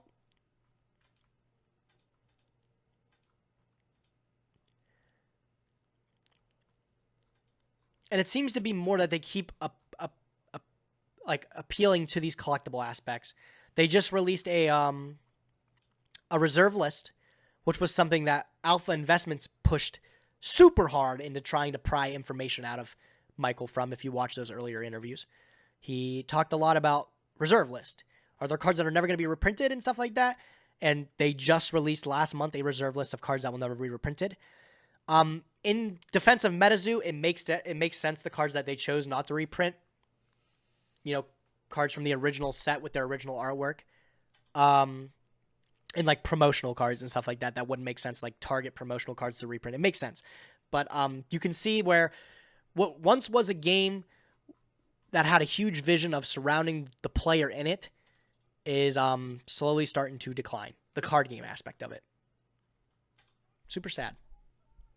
Also, I can't figure this out, but this is on this website in particular tier. It says 1 in 3 wilderness boxes will be an NFT box. I can't find any information on what that is. I don't know what an NFT box is. I don't know what that is. And that seems really dumb too. Imagine being a guy that purchased a Metazoo booster box because you play the card game and then saying, yo, bro, you want an NFT box. And I go, I don't want it. I just want the box. I just want the cards, bro. I don't want the NFT box. Fuck that. So yeah, I don't know, man. It's kind of sad, bro. And all the drama that's imploding in on itself. All the LGSs that are getting frustrated and stuff, that are leaving the game, or that are frustrated with all the NFT stuff. Will it matter? Will it matter? I'm curious. Cool. Right. I think that's everything I got, right? I think that's everything I wanted to do. I wanted to really bring you guys everything that I talked about in the last 2 hours. I feel like was really important for the overall discussion to understand. And for people that haven't come in or understand anything about Metazoo. Hopefully I did a good enough job explaining where it started and where it is now. Quite interesting, honestly. Quite sad.